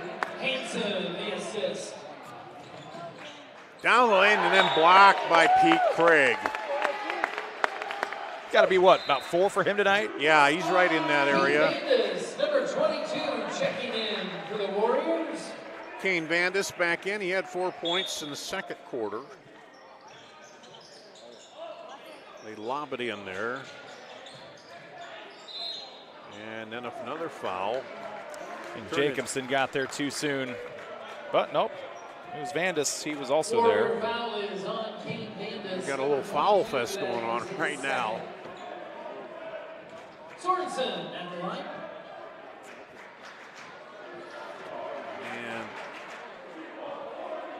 That one falls for Sorensen. He's got 4 points. Half of them or 5 points now will make it 6. 4 out of 6 free throws on the night for him. Makes it 63-42. Tried to step through, gets to Jacobson, looks at the 3. Now drives in. Knocked away. Quick hands. Up the floor to Aguirre. Cross court. Dish off again. Up and good. All set up by the steal from Cale Roush. Tipped it, caught it. Yeah. They worked it up. Campbell finishes. Had about 4 passes in there, and finally Campbell takes it to the hoop. And yeah, one too many steps for Max. If you're in the NBA, that'll work, but you might get 2 or 3 more steps. Yeah, well, yeah, I was just say, once you're past the half line in the NBA, it doesn't matter how many steps you take, it doesn't seem.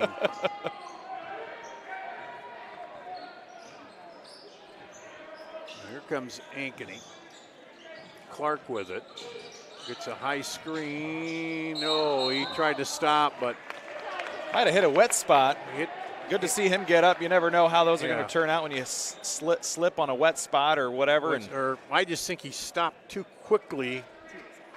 Yeah, I thought maybe he rolled his ankle. He's going to check his shoe. Yeah. Checking the toe of it. Yeah. When you fall down like that, you always got to. I got to blame something. I think it was the shoe. Anyway.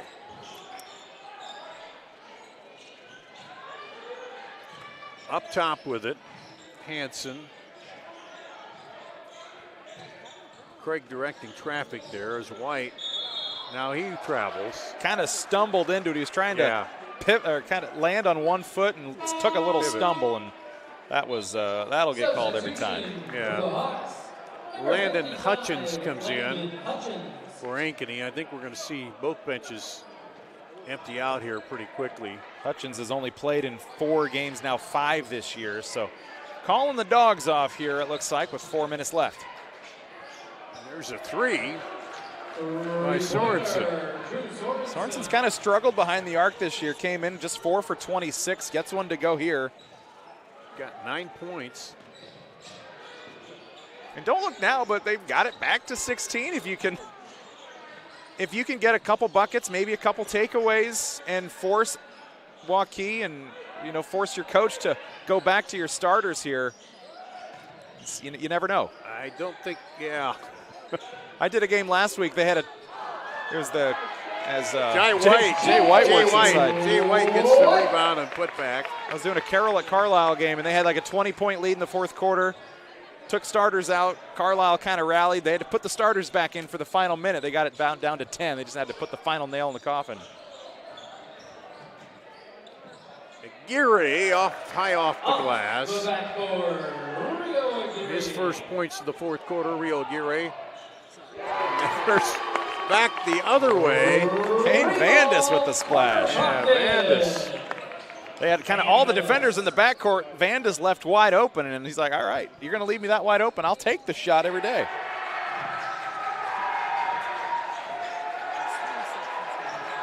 Up high with it, Aguirre. Pull up in the lane, hits it. Every time Ankeny gets something going, Waukee always has an answer. We have seen it since really late in the 1st quarter. Yeah, Aguirre with 19 now. Oh! Yes, he up did. and under White. Count the basket. Foul is on Landon Hutchins. Jay White. Hutchins will foul. Max Roach, number 3, is in. Number 24, Shane Now Way. Waukee will clear out their bench. They'll bring Shad Dway. He's a 6-foot senior. He's in. Colt Shipper is a 6'5" senior. He'll get to play. And then you've got Craig White and Roach still out there. This is the missed the free throw, goes out of bounds. $1 pizza and popcorn. And I think pizza and popcorn for $1. Last chance. Pizza and popcorn for $1. I'll be right back. No. we had $1 left over. We can split a slice. Where's that $1? Did you give that to Randy? Number 5, Samuel Rule number 1, never give the change back to Randy. So we got wholesale substitutions off the bench here. As it's 70-51. And Dayton Parkey in there. Also Colt Shipper in there. Max Hesslinga Jr. for Waukee. He's on the floor. Ali in. Sam Cowart for Ankeny. Now taken away. Oh, and he missed the dunk. White. Gus Johnson for Ankeny on the floor. That'll get announcers excited having to say that name. Maybe we'll, if is that the announcer or the basketball player? We'll get Dar to do a Gus Johnson impression here if he scores. I need a lot more sugar to be able to do that. I did a high school football playoff game a couple years ago over at Mount Vernon, and they also had a Gus Johnson. And here he is. He's in the corner. They get it in. Yeah, there's Gus. He puts it up. No. And I got a feeling any of these guys score and the crowd's going to go nuts. What crowd is left here? Yeah, a lot of these guys out here, especially Johnson and Doak for Ankeny, they don't have any points this year. There's a three. Good! Colt Shipper. He's 1 for 1. Now he's 2 for 2 behind the arc this season. He's done it before. He's done it again. 100% from the free throw line. And the crowd, Cowart drives and is fouled. Yeah. The crowd didn't like the foul call, but Cowart will go to the free throw line. And he has not attempted a free throw. He misses the first one. He has scored a few points on the year. But a chance to get a free throw for his senior year, misses both. Rebound. Put back. Good. By Rowan Doak. First points of the year for the 6'5 junior.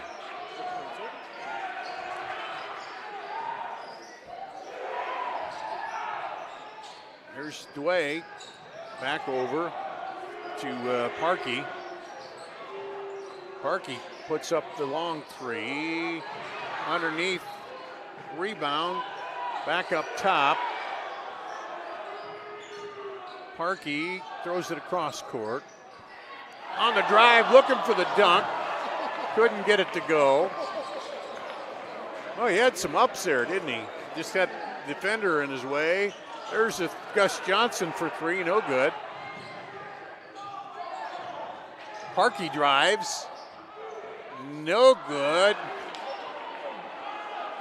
Ali was trying to get in there and put it back. Now 24 seconds to go, and that's like I was. You get in late, you put it up no matter where you are on the court. You get these guys, you don't know when you're going to play again. Yeah. You get your chances, you take them. Three is good. That's Hesslinga. His second made three this year. He's 2 for 2. Gus Johnson's going to take a three. Oh, he missed. And that'll do it. That is 73-56. Warriors 76. Here tonight. Let me look quick here at the scoring. They really took over in the second, never looked back. Yep. Jacobson finishes with 22. White with 13, 15 for Craig. Rhodes with 3, 2 for Hanson, 3 for Hesslinga, 7 for Landis, 3 for Colt Shipper. Unofficially for, let's see, Ankeny here. Gary looks like he got to 21. 21, yeah, for Gary. 12 for Campbell. Let's see, 5, 9 for Sorensen, 2 for Caden Clark, 2 for Rowan Doak, 3 for Max Allison, all those coming in the first half. So Waukee pulled away in the second quarter. It was 36-18, and they just kept that up and end up here 73-56. So a big win here tonight for Waukee, Waukee. So they get the season sweep. They've now won their last 8 against the Ankeny Hawks, and after Ankeny kept it close in the first matchup, 66-59, just fell by 7. They'll probably be disappointed with how this one shook out, but Waukee, they came out playing really well on both sides of the ball, and they go on to win it by 23. All righty, so I know I will be over across town at Northwest Valley's over there. We have other games. Check our social media. Randy will put all that up. Also, he occasionally puts up highlights from the games, which we had a few here tonight. We'll see if he puts those up. And on our Twitter and Facebook and all that good social media. So the sweep here tonight, Nick, thanks. Nice working with you here tonight. And thanks to our entire crew. That's going to wrap it up here on CISN.TV.